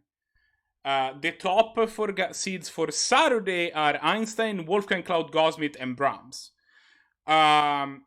But WolfgangCloud is not is already qualified from Saturday, so it's not gonna count. So it goes down to Evios, except Evios is also already qualified for Sunday, so from Sunday, so that's not gonna count. So the 8 people that we have are Wolfgang and Einstein as the top seed, Arakasi and Gosmith as the second seeds, Evios and Brahms as the third seed, and Blahguy and Bailite as the bottom seeds. That's how this is gonna look like. Congratulations to everybody that made our top 8 today. That made our finals. I'm gonna be in contact with the 8 of you to to figure out exactly when when we're gonna run the event. I am going to go ahead and remind you that we are going to have a poll up on the Discord, and if you're not on the Discord, you should be. That's ! Discord. It gets you to the Highlander Discord, which is where we run this tournament off of. And we are going to have the event coming up. We're going to have a poll about both the time for next season and also what both what time looks like for next season and also what it looks like to what next season is going to look like. So you should make sure to join us to answer if you have any interest in joining next season. I am also going to remind you that if you have a sub, you'd sub to us. Wouldn't be the worst. We are committed to bring you content, like this hot Highlander content every week, except for 2 weeks from now where we're gonna be on break. But how are points given out, Mardu? Excuse me? How are points given out? 2 points for showing up, 3 points per week, 2 points for going XO, 1 point for going X1. Okay, never mind. Yeah. As a reminder, also our finals is gonna have fancy prizes. The top player will get either 50 tickets or a $50 gift card to the big magic retailer of their choice. The second place is gonna get 20, third and fourth are gonna get 10. Same deal, either Tix or either Magic Online tickets or